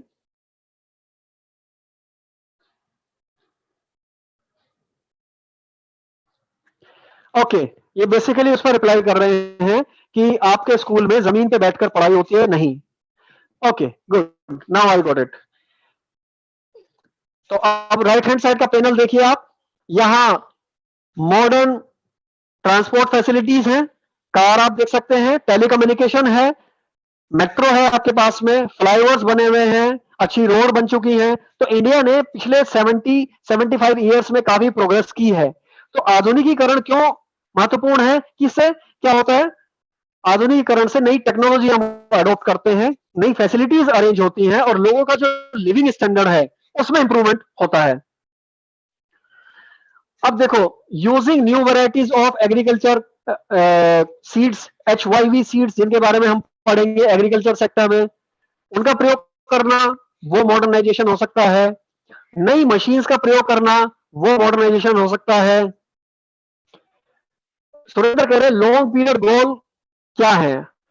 हाँ, इनको हम लॉन्ग पीरियड गोल वैसे बेसिकली 20 साल के लिए हम बनाते हैं, पर्सपेक्टिव प्लान हम उनको कहते हैं। ये बेसिकली लॉन्ग टर्म पीरियड गोल से भी ज्यादा बड़े गोल्स मान लीजिए आप इनको, क्योंकि पिछले 60-70 वर्षों में ये बदले नहीं हैं। ये 4 मूलभूत उद्देश्य हैं किसी भी योजना के, बेसिक ऑब्जेक्टिव्स आप इनको कह सकते हैं। उद्योगों में अगर नई मशीनों का प्रयोग करें तो वो, या एक इन 3 बातों से अलग बहुत ही महत्वपूर्ण है चेंज इन सोशल आउटलुक, ये बेहद जरूरी है समझना। ये भी मॉडर्नाइजेशन का पार्ट है, यानी सामाजिक दृष्टिकोण में परिवर्तन होना। महिलाओं के प्रति जो लोगों की सोच है, अगर आप देखें 70 वर्षों में उसमें बदलाव आया है। कैसे बदलाव आया है? आज से 70 साल पहले का जो भारत था उसमें महिलाएं नौकरी करने के लिए बाहर बहुत ही कम जा पाती थी। नौकरी करना तो छोड़िए, उनको पढ़ने के अवसर भी बेहद कम मिलते थे। स्कूल में एनरोलमेंट रेट जो था विमेन का, गर्ल्स का, वो बहुत कम था।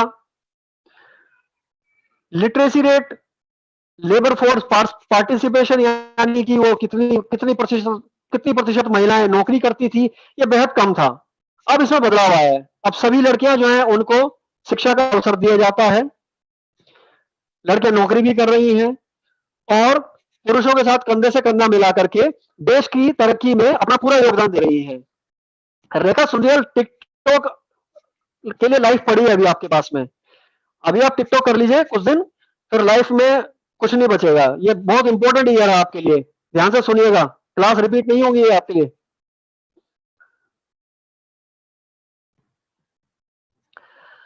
तो यहाँ पे सामाजिक दृष्टिकोण में बदलाव आया है। साथ ही हमारे यहाँ जैसे कुछ दलितों के बारे में हम बात कर सकते हैं कि दलितों के बारे में समाज का एक दृष्टिकोण होता था, उसमें बदलाव आया है। छुआछूत की बीमारी, अस्पृश्यता, उसमें कमी आई है। तो ये सारे बदलाव जो है मॉडर्नाइजेशन का पार्ट है। थर्ड है सेल्फ रिलायंस, आत्मनिर्भरता। कोई भी डेवलपिंग कंट्री यानी विकासशील देश जब आजाद होता है उसके लिए महत्वपूर्ण होता है कि वो आत्मनिर्भर बने। सेल्फ रिलायंस उसका एक बहुत इंपॉर्टेंट ऑब्जेक्टिव बनता है। तो आत्मनिर्भरता क्या है? Basically dependence on foreign technology अगर है तो वो आत्मनिर्भरता नहीं है। अगर हम फूड को इंपोर्ट करते हैं यानी भोजन सामग्री का आयात करते हैं तो आत्मनिर्भर नहीं है कोई देश। और फॉरेन कैपिटल यानी विदेशों से ऋण के की सहायता से देश जो है आगे बढ़ रहा है तो वो भी आत्मनिर्भर देश नहीं है। इन सब से बचना है। यहां आप देख सकते हैं चित्र में डोमेस्टिक कैपिटल यानी कि हमें कोई भी राष्ट्र जो विकासशील राष्ट्र है उसको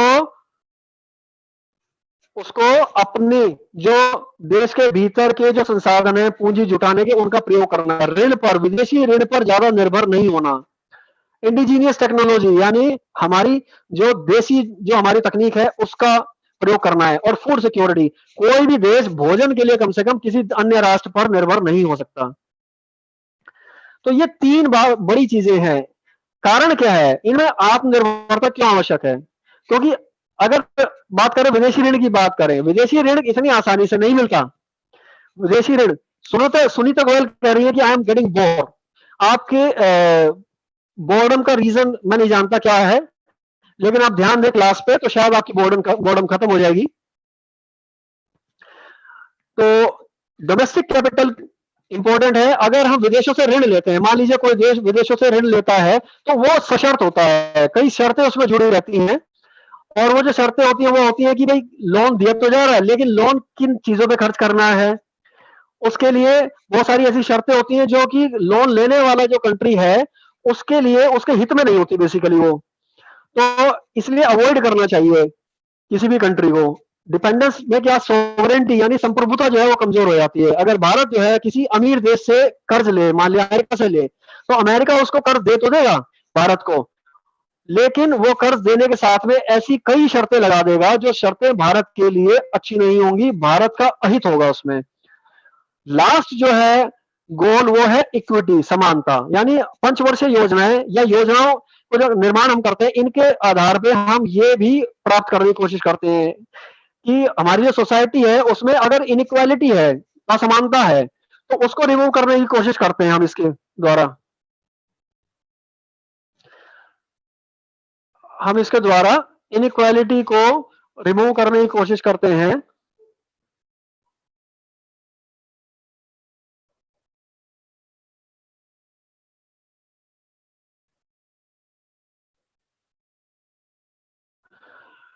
ओके, तो लोगों के बीच में आर्थिक विकास के लाभों का उचित और समान वितरण, यानी कि अगर इकोनॉमिक ग्रोथ हुई है, बेसिकली इकोनॉमिक ग्रोथ तो हो गई, और रिसोर्सेज भी जनरेट हो गए, इनकम बढ़ गई देश की, लेकिन क्या वो बराबर बट रही है लोगों में?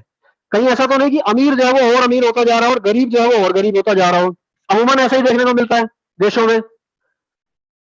प्रीति शाह कह रही है कि सोवरेंटी क्या है? संप्रभुता, यानी कोई भी देश अपने निर्णय खुद ले सके, उसके निर्णय जो है अपने देश के हित से जुड़े हुए हों, यानी बेनिफिट या इंटरेस्ट ऑफ इटसेल्फ, अपने इंटरेस्ट अपने बेनिफिट को देख करके कोई कंट्री डिसीजन ले पाए तो वो सोवरेंटी है।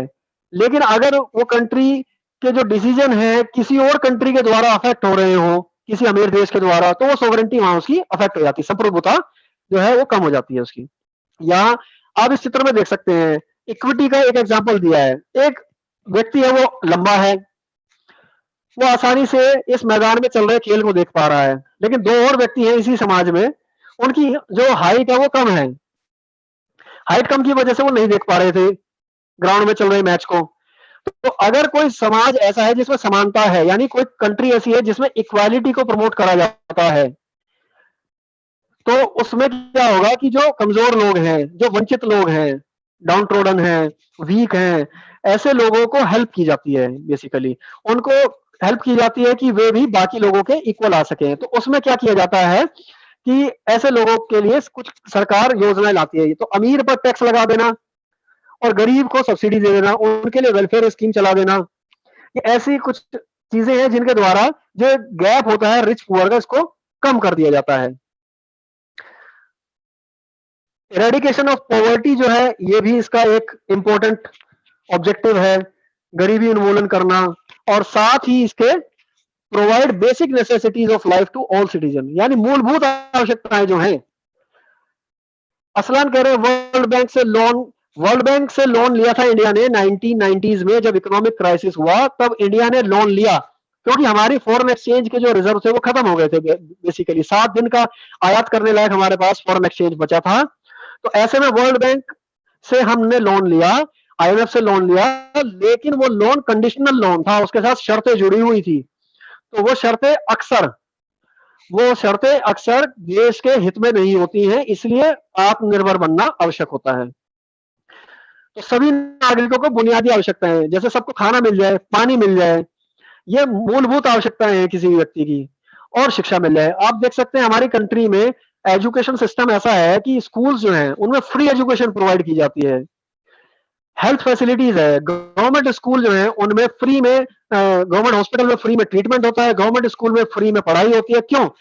ताकि सोसाइटी का कोई भी व्यक्ति ऐसा ना बचे सोसाइटी में जो ये कह पाए कि भाई मुझे एजुकेशन नहीं मिली थी या मुझे हेल्थ नहीं मिली थी इसलिए मैं पीछे रह गया। तो सबको सुविधाएं, मूलभूत आवश्यकताएं या उनकी पूरी हो, ये हमारे कुछ गोल्स हैं इकोनॉमी में। एक बार फिर स्क्रीन पर नजर डाल लीजिए, ये कुछ बेसिक आपको इंस्ट्रक्शंस हैं जो आप यूज कर सकते हैं, जो आपको इन क्लासेस को एक्सेस करने में प्रॉब्लम आती है ना, उनके लिए है ये बेसिकली। तो आप देख सकते हैं यहाँ पे आपको इंस्ट्रक्शंस जो दी हैं, इनको यूज करते रहिए। स्क्रीन को रिफ्रेश कर लीजिएगा। कई बार आप कहते हैं कि आवाज नहीं आ रही है। आवाज ना आने का कारण जरूरी नहीं कि मेरे एंड पे इंटरनेट पे प्रॉब्लम हो, हमेशा हो सकता है एक आध बार मेरे एंड पे भी प्रॉब्लम हो इंटरनेट में, लेकिन कई बार आपके इंटरनेट कनेक्शन में भी प्रॉब्लम हो सकती है। एक बार फिर आपको मैं ध्यान दिला दूं, ये आपकी डेट शीट, सॉरी, जो आपकी टाइम टेबल है, इसको याद रखिएगा। अब बात करते हैं स्पेसिफिक ऑब्जेक्टिव्स की। दीपांशु पूछ रहे हैं कि क्या इंडिया सेल्फ रिलायंट है। देखिए, सेल्फ रिलायंट होने का कोई ऐसा स्केल नहीं है जिससे हम नाप सकें कि हाँ इंडिया 100% सेल्फ रिलायंट है या 10% सेल्फ रिलायंट है।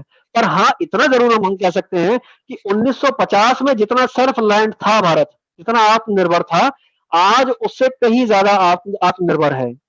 पहली बात, अगर मैं बात करूं फूड की, हमारी फूड रिक्वायरमेंट जितनी है हम उससे ज्यादा फूड का प्रोडक्शन करते हैं, तो हमारे पास भोजन की कमी नहीं है। 1950 में तो हम खाना भी विदेशों से आयात करते थे। कई बार भारत में सूखा पड़ जाता था, अकाल हो गया, खाने की कमी पड़ गई।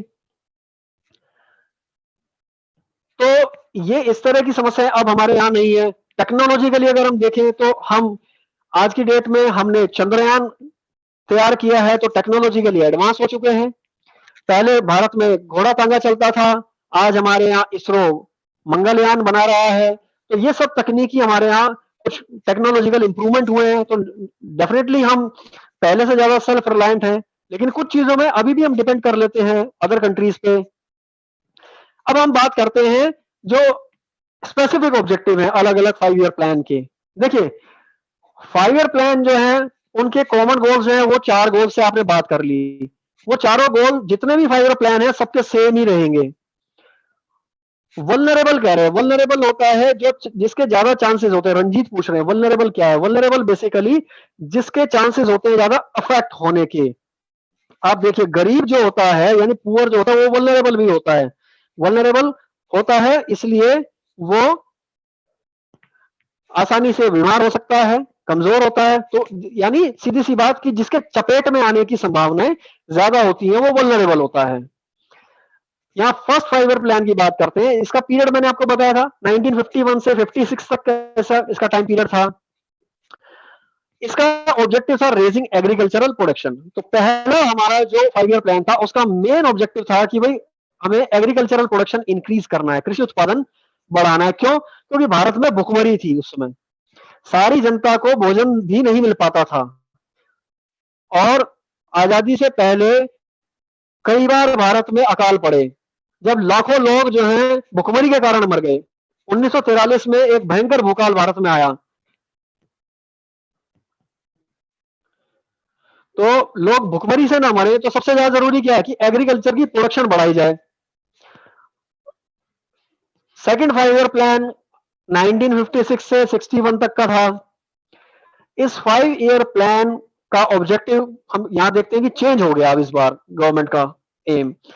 रैपिड इंडस्ट्रियलाइजेशन, सरकार को यह महसूस हुआ कि जब तक देश में तेजी से औद्योगिकरण नहीं होगा तब तक रोजगार के अवसर उत्पन्न नहीं होंगे और तब तक देश की आर्थिक प्रगति दर जो है, इकोनॉमिक ग्रोथ जो है, वो फास्ट नहीं हो सकती। शिवानी कश्यप कह रहे हैं 12th प्लान क्या है? 12th प्लान यानी 12वीं पंचवर्षीय योजना, 12th 5 ईयर प्लान। यहाँ प्लान मतलब 5 ईयर प्लान से है। फर्स्ट 5 ईयर प्लान, ऐसे ही 12th 5 year plan. Total 12 5 year plan Bharat में आए हैं अभी तक। मीनिंग ऑफ इंफ्रास्ट्रक्चर कह रहे हैं, ये आधारभूत ढांचा होता है बेसिकली, यानी roads, flyovers, bridges, airport, ports, ये सारे जो है ये उसी का पार्ट होते हैं, इंफ्रास्ट्रक्चर का पार्ट होते हैं। इस पर एक चैप्टर है पूरा कंप्लीट इंफ्रास्ट्रक्चर के बारे में, आप उसमें इसको स्टडी करेंगे। अच्छा, तो सेकंड में आप देख सकते हैं कि रैपिड इंडस्ट्रियलाइजेशन को कहा कि भाई तेजी से औद्योगिकरण करना है, और इसमें सेकंड 5 ईयर प्लान बहुत इंपॉर्टेंट 5 ईयर प्लान है, आपको ध्यान रखना है। सेकंड 5 ईयर प्लान क्यों इंपॉर्टेंट है? क्योंकि इसमें ये ध्यान दिया गया कि हमारी कंट्री को रैपिड इंडस्ट्रियलाइजेशन तो करना ही है, बेसिक इंडस्ट्रीज स्टैब्लिश करनी है। बेसिक इंडस्ट्रीज यानी मूलभूत जो हमारे उद्योग हैं, स्टील प्रोड्यूस करनी है, कोयले का उत्पादन करना है, हमें हमें एल्यूमिनियम प्रोड्यूस करना है, क्योंकि इनका प्रयोग करके अन्य इंडस्ट्रीज जो है, अन्य उद्योग जो है वो प्रारंभ हो सकते हैं। तो ये बहुत इंपॉर्टेंट था सेकंड 5 ईयर प्लान हमारी इकोनॉमी में। और इकोनॉमी में जो प्लानिंग का स्ट्रक्चर बना ना, वो सेकंड 5 ईयर प्लान की वजह से बहुत ज्यादा उसका इफेक्ट है। भारत में इतनी सारी बड़ी बड़ी जो सरकारी कंपनियां हैं, ओएनजीसी, कोल इंडिया लिमिटेड है, या भेल है, बेल है, ये सारी बड़ी बड़ी कंपनीज जो है ये उसी जो ये सेकंड 5 ईयर प्लान जो था उसी की जो डायरेक्शन है उसको फॉलो करके स्टैब्लिश हुई। थर्ड प्लान देखिए, थर्ड प्लान 1961 से 1966 तक। इसमें एक बार फिर ये बल दिया गया, इस बात पे ध्यान दिया गया कि भाई हमें क्या अचीव करना है? हमें अचीव करना है खाद्यान्नों में आत्मनिर्भरता। क्योंकि भारत में 1960 के समय तक, 1960 के समय तक भी राशन जो है कम होता था, खाद्यान्न जो है कम पड़ जाते थे, लोगों की जो खाद्यान्न की आवश्यकताएं हैं, फूड की जो रिक्वायरमेंट है वो सेटिस्फाई नहीं हो पाती थी। आप अपने पेरेंट्स से कभी पूछेगा या अपने ग्रैंड पेरेंट्स से पूछेगा, 1950s और 1960s में भारत में हालात ऐसे थे कि पेट भरने लायक अन्न नहीं मिलता था लोगों को। कारण क्या था कि हमारे देश में खेती करने की कोशिश तो करते थे, लेकिन इरिगेशन फैसिलिटीज पुअर थी। साथ में जो हमारे यहाँ जो बीज थे जिनका इस्तेमाल करते थे, वो बीज ऐसे थे कि उनमें प्रोडक्शन कम होता था। उसके अलावा जो टेक्नोलॉजी थी वो बहुत पुअर थी, हाथों से खेती होती थी, ट्रैक्टर इस्तेमाल नहीं होता था। तो बहुत सारे कारण थे जिनकी वजह से भारत में खाद्यान्नों का उत्पादन बेहद कम होता था उस समय। तो यहाँ 1960 से 61 के समय ये महसूस किया गया कि खाद्यान्नों में आत्मनिर्भरता भारत को लानी है। और यहीं पे प्रारंभ हुआ कि भाई भारत में हरित क्रांति जो है उसको प्रारंभ करना है। तो हरित क्रांति के लिए अलग से मैं उसको पढ़ाऊंगा, एग्रीकल्चर के टॉपिक में मैं आपको इसको कवर करूंगा कि हरित क्रांति, ग्रीन रेवोल्यूशन बेसिकली क्या थी, क्यों थी, उसके लाभ हानि क्या रहे।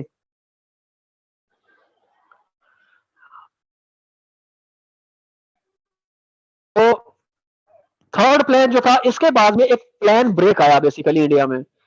1966 एक ऐसा वर्ष था, उससे पहले 1965 में भारत ने एक युद्ध किया पाकिस्तान के साथ में। उससे पहले 1962 में एक युद्ध हुआ भारत का चाइना के साथ में, जिसमें बेहद खर्च हुआ। 2 वर्ष 1965-66 ऐसे भी रहे जिसमें कि भारत में सूखा पड़ा, तो कृषि उत्पादन नहीं हो पाया सही से। तो सरकार के पास इतने संसाधन थे ही नहीं कि वो एक पंचवर्षीय योजना ला सके। तो 3 सालों तक भारत में 3 सालों तक एक वर्षीय योजनाएं आई। तो ये क्वेश्चन आपसे पूछ सकता है, एक वर्षीय योजनाएं भारत में कब आई? 1967, 68 और 69 में एक वर्षीय योजनाएं भारत में 3 सालों तक आई हैं। भावना कह रही है सर मेरा नाम भी ले लिया करें। मैं सभी का नाम लेने की कोशिश करता हूं, लेकिन एफर्ट होता है कि क्लास का रिदम भी मेंटेन रहे। आयुष कह रहे हैं कि 9th, 10th और 11th प्लान कहां गए? बेटे आपको सारे प्लान जो है लर्न करने की जरूरत नहीं है। 5 ईयर प्लान के स्पेसिफिक ऑब्जेक्टिव सारे लर्न करने की जरूरत नहीं है। मैंने यहाँ पे वो 5 ईयर प्लान यहाँ पे मेंशन किए जिनमें कुछ स्पेशल चेंजेस हुए, हमारी पॉलिसी ऑब्जेक्टिव्स में, हमारे उद्देश्यों में कुछ ज्यादा परिवर्तन आए, उनको मैंने यहाँ मेंशन किया है। तो फर्स्ट बहुत इंपॉर्टेंट है, उसके बारे में थोड़ा जान लें। सेकंड बहुत इंपॉर्टेंट है, थोड़ा जान लें। थर्ड इंपॉर्टेंट है कि उसके बाद फिर एक प्लान ब्रेक आया, इसलिए उसके बारे में जान लें आप। फोर्थ जो प्लान है उसमें पहली बार आत्मनिर्भरता शब्द जो है उसको इंक्लूड करा गया। तो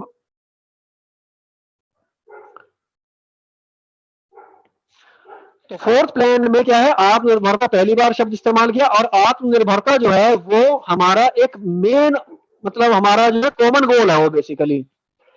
मोहम्मद नासिर कह रहे हैं कि अभी की जीडीपी कितनी है। बेटे इसके बारे में हम बात कर सकते हैं कि अभी की जीडीपी कितनी है, लेकिन ये हमारे टॉपिक को डाइवर्ट कर देगा ये सारी चीजें। सरप्लस क्या है, अधिशेष होता है, अधिकता यानी कि हमारा निर्यात जो है वो बढ़ जाए, उसके बारे में बात कर रहा हूँ ना मैं, सिक्वेंशियली आ रहा हूँ प्लान्स पे। आत्मनिर्भरता हमारा क्या कॉमन गोल है, उसको पहले करा हमारे स्पेसिफिक ऑब्जेक्टिव फोर्थ प्लान में। फिफ्थ प्लान क्यों इंपॉर्टेंट है, यहाँ पे एक नारा दिया गया पांचवी पंचवर्षीय योजना 1974 से 1979 में। इसमें नारा दिया गया गरीबी हटाओ, यानी कि direct attack on poverty. Poverty को ये माना गया कि अब पॉवर्टी का एंड करना होगा, पॉवर्टी एक बड़ा चैलेंज है हमारी कंट्री के लिए, उस पर डायरेक्ट अटैक करना है। और हमारी जो 5 ईयर प्लान है उसको ऐसे हिसाब से हम एडजस्ट करें कि पॉवर्टी को तेजी से कम किया जा सके। फिर हमारा आता है आठवां प्लान। आठवां प्लान हमारा क्यों इंपॉर्टेंट है, मैंने यहां क्यों मेंशन किया है, क्योंकि लगभग इसी समय भारत में आर्थिक सुधार किए गए। भारतीय अर्थव्यवस्था जो पहले क्लोज इकोनॉमी थी, बंद अर्थव्यवस्था थी, उसको यहाँ ओपन इकोनॉमी के फॉर्म में उसको कन्वर्ट किया गया, यहाँ पे उदारीकरण आया। तो उसके बारे में पढ़ेंगे। आठवां प्लान इसलिए इंपॉर्टेंट है क्योंकि यहाँ भारत में उदारीकरण का दौर प्रारंभ हुआ, और निर्यात अधिशेष जो है हमारा एक टारगेट बन गया 5 ईयर प्लान का, कि हमें इतना प्रोड्यूस करना है ताकि हम एक्सपोर्ट को ज्यादा से ज्यादा इंक्रीज कर पाए। ये कह रहे हैं कि 2017 तक प्लान था। हाँ, 2017 में 12th प्लान फिनिश हो गया, खत्म हो गया, उसके बाद कोई 5 ईयर प्लान भारत में नहीं बना। इसके बाद में आप लास्ट प्लान जो है 12th प्लान की बात करते हैं। 12th 5 ईयर प्लान 2012 से 17 इसका टाइम पीरियड था। इसका जो एम था वो था इंक्लूसिव ग्रोथ। आप देखिए, जब मैं कॉमन गोल्स बता रहा था तो कॉमन गोल्स के टाइम पे आपको मैंने एक गोल बताया कि इक्वालिटी, समानता जो है वो हमारा कॉमन गोल है। तो आप देखिए कैसे फर्स्ट 5 ईयर प्लान से 12वें प्लान तक आते आते भारत बदल गया। आप यहाँ इसमें देख सकते हैं, उद्देश्यों को ध्यान से देखिए कि पहली पंचवर्षीय योजना से 12वीं पंचवर्षीय योजना तक भारत में जो पंचवर्षीय योजनाओं के उद्देश्य हैं वो कैसे बदलते चले गए। इंक्लूसिव ग्रोथ क्या है, सुरेंद्र यादव पूछ रहे हैं कि इंक्लूसिव ग्रोथ क्या है। इंक्लूसिव ग्रोथ होता है बेटे जब जो इकोनॉमिक ग्रोथ होती है वो ऐसे तरीके से इकोनॉमिक ग्रोथ की जाए जिसमें देश की सारी जनसंख्या इकोनॉमिक ग्रोथ में पार्टिसिपेट करे, यानी इकोनॉमिक ग्रोथ समाज के एक छोटे भाग के द्वारा ना की जाए, सभी लोगों का पार्टिसिपेशन इकोनॉमिक ग्रोथ में हो। साथ ही साथ इकोनॉमिक ग्रोथ के कारण जो रिसोर्सेज जनरेट हुए, जो इनकम जनरेट हुई है, जो आय अर्जित हुई है उसके आधार पे, वो आय भी सभी में वितरित हो, पूरी जो पॉपुलेशन है सब में वो इनकम भी डिस्ट्रीब्यूट हो। ऐसी ग्रोथ को हम इंक्लूसिव ग्रोथ कहते हैं, जहां सबका पार्टिसिपेशन ग्रोथ में भी हो और सबका पार्टिसिपेशन इनकम शेयरिंग में भी हो। स्टूडेंट पूछ रहे तानिया कि अभी कोई प्लान नहीं है क्या।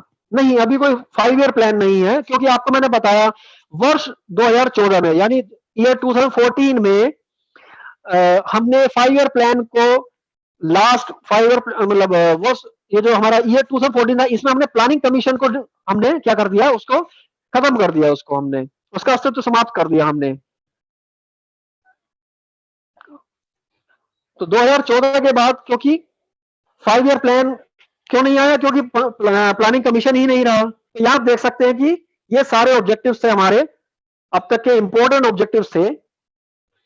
अब जो नीति आयोग है, मैं आपको बताना चाहता हूं, नीति आयोग 3 ईयर एजेंडा बनाता है और 15 ईयर पर्सपेक्टिव प्लान बनाता है। तो आप देख सकते हैं नीति आयोग की वेबसाइट पे, आप सर्च कर सकते हैं वेबसाइट पे, वो है कि नीति आयोग जो 3 ईयर एजेंडा बनाता है उसका ड्राफ्ट आपको इंटरनेट पे मिल सकता है। अगर आप इंटरेस्टेड हैं तो उसको आप चेक कर सकते हैं। एक इंपॉर्टेंट पर्सनैलिटी हमारे जो ये पूरा प्लानिंग का जो हमारा फेज रहा है हमारी कंट्री में, उसमें वो है पीसी महालनोबिस। इनके बारे में समझिए। पीसी महालनोबिस अपने समय के एक बहुत ही बड़े स्टैटिस्टिशियन हुए हैं। स्टैटिस्टिशियन मतलब सांख्यिकीविद, वो जो स्टैटिस्टिक्स में एक्सपर्ट रहे अपने टाइम के। और इनको इंडिया में इकोनॉमिक प्लानिंग के लिए रिस्पॉन्सिबिलिटी दी गई। भारत में इंडिया में इकोनॉमिक प्लानिंग में इन्होंने हेल्प किया। और जो सेकंड 5 ईयर प्लान है उसमें इनका बहुत इंपॉर्टेंट रोल है।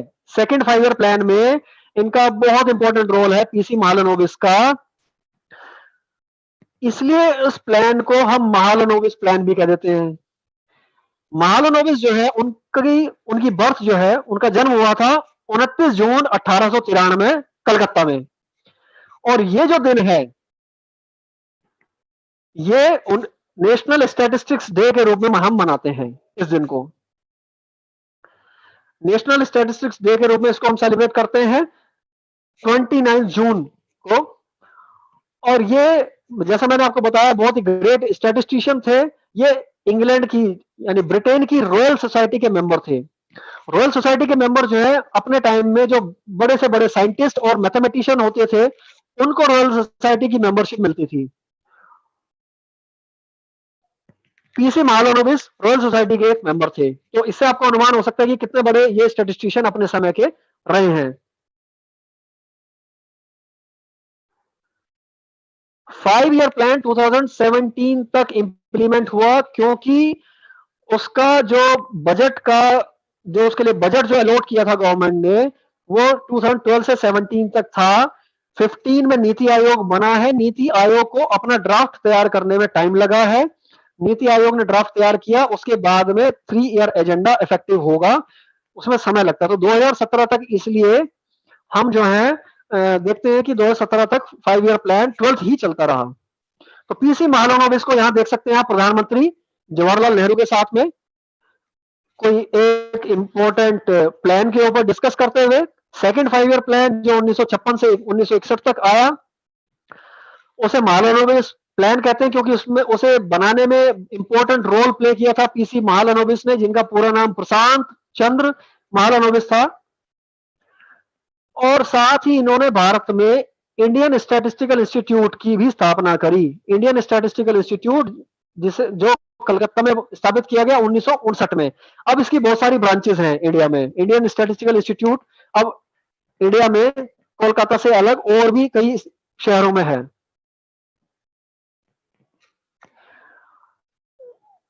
तो प्रशांत चंद्र महालनोबिस के बारे में आपने जाना कि कितना इंपॉर्टेंट रोल उन्होंने प्ले किया। अब फटाफट हम कुछ क्वेश्चंस कर लेते हैं। यहाँ पे जितनी इंफॉर्मेशन शेयर करी उसको यूज करेंगे हम यहाँ पे। 5th question, who is regarded as the architect of Indian planning?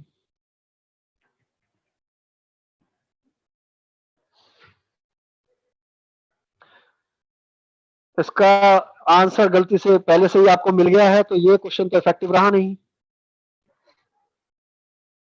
प्रशांत चंद्र महालनोबिस को आर्किटेक्ट ऑफ इंडियन प्लानिंग भी कहते हैं।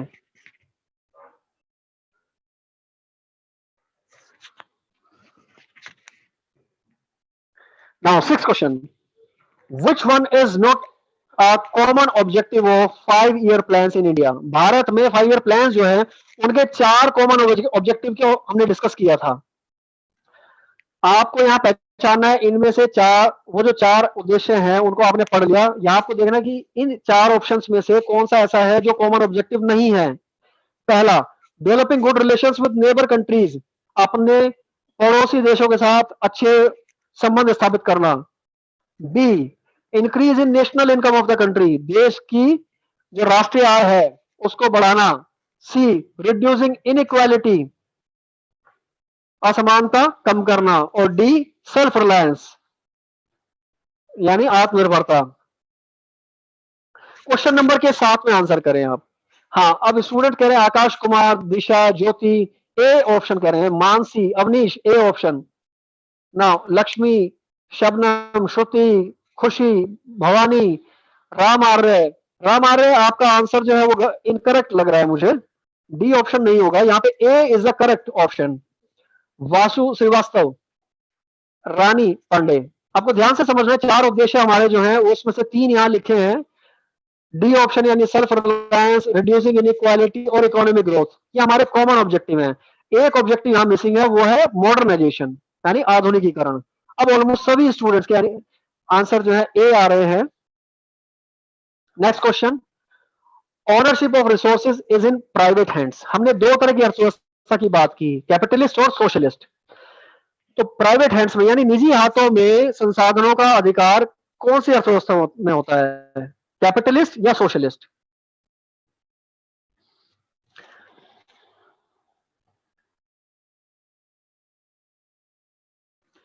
आपको बताना है कि निजी हाथों में संसाधनों का अधिकार कौन सी अर्थव्यवस्था में होता है, कौन सी आर्थिक प्रणाली में होता है, कैपिटलिस्ट या सोशलिज्म?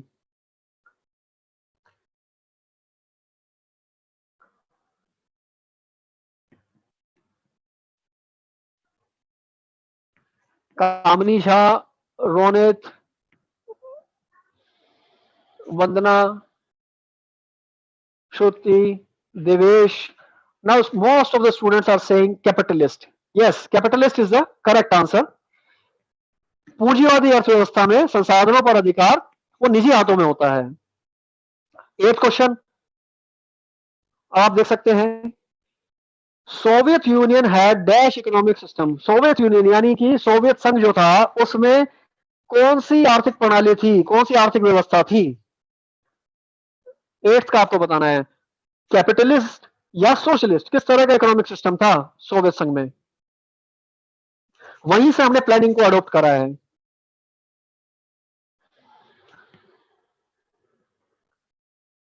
एट्थ का रमन सोशलिस्ट कह रहे हैं, राजेंद्र 8 का सोशलिस्ट कह रहे हैं, मानसी सोशलिस्ट कह रही हैं, प्रियंका पटवाल सोशलिस्ट कह रहे हैं, श्रुति सोशलिस्ट कह रहे हैं, निखिल सोशलिस्ट कह रहे हैं। करेक्ट। तो इसका मतलब आर्थिक प्रणालियां जो हैं कैपिटलिज्म और सोशलिज्म, उनमें डिफरेंस क्या है? उनमें बेसिकली उनमें जो रिसोर्सेज हैं उन पे किसका अधिकार होता है वो आप जानते हैं। 9th क्वेश्चन, पीसी महालनोबिस का जो बर्थडे है 29 जून को होता है, मैंने अभी एक स्लाइड में आपको बताया था। उसको हम national what kind of day हम डिस्कस करते हैं। PC Mahalanobis birthday 29 June is celebrated in India as, Bharat में उसको किस दिवस के रूप में मनाया जाता है, पीसी महालनोबिस के जन्मदिन को?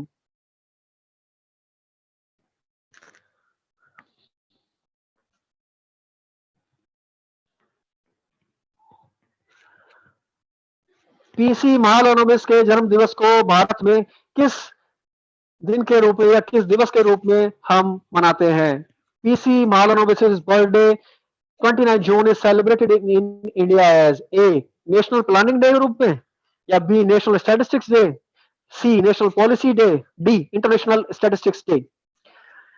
Almost everybody is saying 9B यानी national statistics day. Isha Ghanshala, Anjani, Radha, Mohammad Irfan, Mohini, Altaf, Deepak Gupta, Raghav Kumar, Geeta Kumari, Indrajeet, Shruti Bhargava, Sania Siddiqui, सभी स्टूडेंट्स जो है ऑलमोस्ट करेक्ट आंसर दे रहे हैं। लेकिन एक इंपॉर्टेंट फैक्ट भी है यहाँ पे, इंटरनेशनल स्टैटिस्टिक्स डे भी होता है, वो 20 अक्टूबर को मनाया जाता है। तो ध्यान रखें आप, ये जनरल नॉलेज का क्वेश्चन हो सकता है। फ्यूचर में आप कहीं कोई कॉम्पिटिटिव एग्जाम में अगर पार्टिसिपेट करेंगे तो वहां ये जानकारी आपके लिए बहुत इंपॉर्टेंट होती है। Next question, policy of import substitution was targeted to protect industries.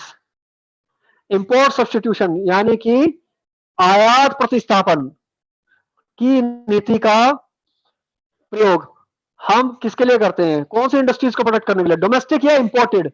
और ये क्वेश्चन इस बार सीबीएसई में पूछा गया है। सीबीएसई एग्जाम जो 2020 का हुआ इकोनॉमिक्स का, उसमें यह क्वेश्चन पूछा गया है कि policy of import substitution was targeted to protect industries, कौन सी, डोमेस्टिक या इंपोर्टेड?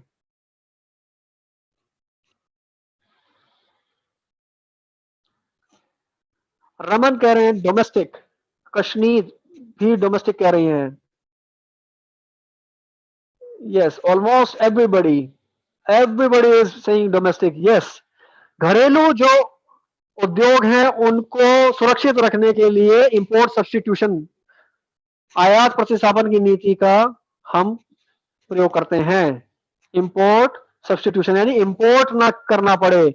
जो भी आइटम्स ऐसे हैं जिनकी आवश्यकता पड़ती है कंट्री में और उन्हें हमें इंपोर्ट करना पड़ता है, तो हम इंपोर्ट सब्स्टिट्यूशन की पॉलिसी में क्या करते हैं कि वो सारे प्रोडक्ट जो हम पहले इंपोर्ट करते थे उनको हम अपनी ही कंट्री में प्रोड्यूस करें और अपनी जो कंट्री की जो इंडस्ट्रीज है उनकी टेक्नोलॉजी को हम मॉडर्नाइज करें।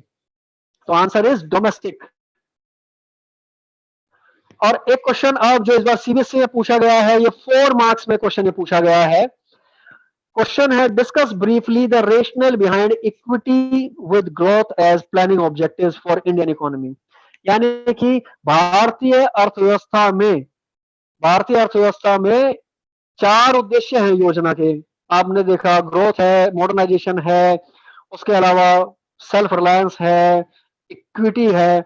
उन 4 में आप देख सकते हैं समानता के साथ समृद्धि हो, यानी ग्रोथ विद इनइक्वालिटी हो, ग्रोथ विद इक्वालिटी हो कंट्री में, ये एक टारगेट है कंट्री में। तो ग्रोथ विद इक्वालिटी के लिए मतलब ये बहुत इंपॉर्टेंट माना जाता है। क्यों? इसके बारे में आपको यहाँ पे डिस्कस करना था। 4 मार्क्स का क्वेश्चन है, यहाँ पे देखें। तो इसका मैंने आंसर यहाँ पे दिया है आपको, मल्टीलिंगुअल दिया है, बाइलिंगुअल दिया है। इंग्लिश और हिंदी मीडियम के जो स्टूडेंट्स हैं एज इट इज इसको याद कर ले, इस आंसर को, और इसको याद करके अगर ये क्वेश्चन फिर दोबारा पूछा जाए तो आप इसको बता सकते हैं। या फिर हो सकता है कोई और आपसे ग्रोथ के अलावा कोई और ऑब्जेक्टिव पूछ लिया जाए, जैसे मॉडर्नाइजेशन पूछ लिया जाए या सेल्फ रिलायंस पूछ लिया जाए। तो उस केस में भी आप ध्यान रखें कि लगभग इतनी वर्ड लेंथ में आपको इसको एक्सप्लेन करना है। इस क्वेश्चन का आंसर 4 नंबर का है, ठीक है। तो आप यहाँ ध्यान रखें। तो यहाँ पे क्या है, क्यों इंपॉर्टेंट है कि अगर ग्रोथ हो गई कंट्री में, ग्रोथ तो हो गई लेकिन ग्रोथ के बेनिफिट कुछ एक लोगों को ही मिले, कुछ अमीर लोग हैं उन्हीं को ग्रोथ के सारे बेनिफिट मिल गए, तो पॉवर्टी इंक्रीज हो जाएगी और देश में कहीं ना कहीं एक असंतोष की भावना भी पैदा होती है। लोग अपने आप को लोग अपने आप को देश की अर्थव्यवस्था से और नियोजन से यानी प्लानिंग से जुड़ा हुआ महसूस नहीं करते। तो जरूरी है कि ग्रोथ हो, रिसोर्सेज जनरेट हो, इनकम ग्रोथ हो, लेकिन वो इनकम जो है इक्वली डिस्ट्रीब्यूट भी हो लोगों के बीच में। तो ग्रोथ विद इक्विटी जो है ये एक इंपॉर्टेंट टारगेट हो जाता है इंडिया जैसी कंट्री में, जहां अभी भी पॉवर्टी लगभग 20-22% लोग जहां अभी भी गरीब हैं। एक क्वेश्चन ये रह गया था हमारा कि विच 5-year plan was followed by 3 1-year plans. कौन सा 5-year प्लान ऐसा था हमारा जिसके बाद 3 1 वर्षीय योजनाएं आई। मैंने आपको कहा first, second, third, fourth, fifth ऐसे 5-year प्लान आते चले गए, 5-5 वर्ष के प्लान होते थे सारे। लेकिन एक प्लान ऐसा आया कि 5-year प्लान तो आ गया, उसके बाद में फिर 3 वर्षों तक 1 वर्षीय प्लान आए।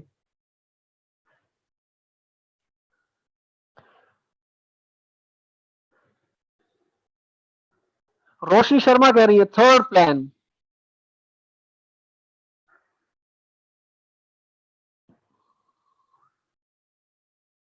सोचिएगा, ध्यान से सोचिएगा। मैंने 5-year प्लान के स्पेसिफिक ऑब्जेक्टिव्स जो बताए थे उसमें मैंने ध्यान दिलाया था इस बात की ओर। Almost everybody is now saying 5C। Devesh, Muskan, Gaurav Sharma, आपको अपना आंसर एक बार देखना पड़ेगा। डी आप कह रहे हैं, डी नहीं है।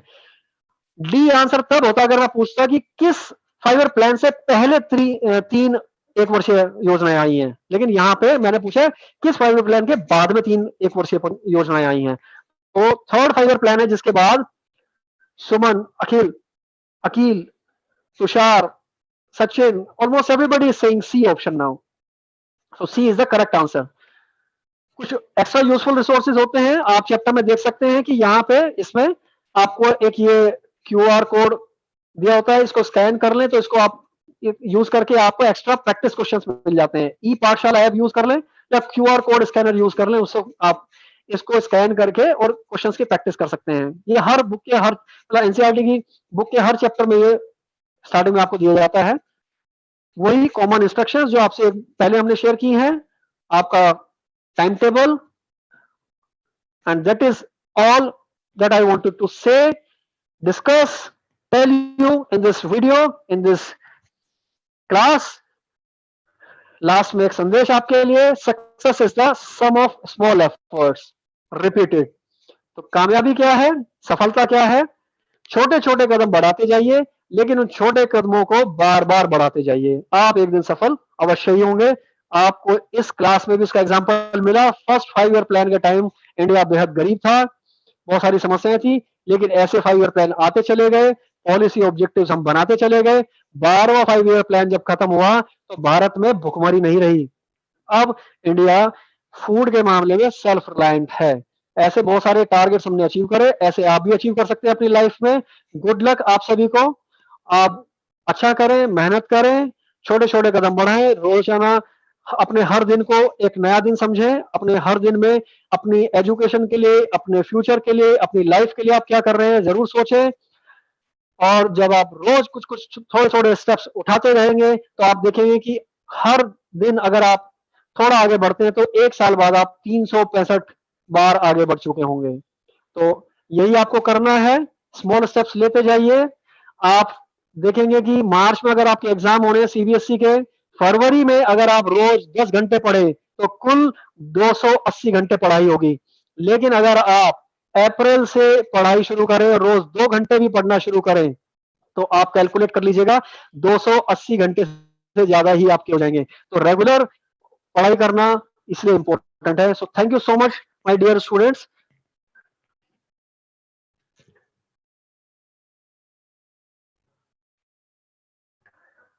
Ajay sir, Yes, sir. should we terminate this session? Yes, yes. Okay. We can Thank you wind up. so much all my team members, Ajay sir, Vikram sir, Reema ma'am, और आज जो नया ज्वाइन किया है सुशील सर, आप सभी का lot of thank you. Thank you, sir. और Thank साथ you. में thank you so much team career launcher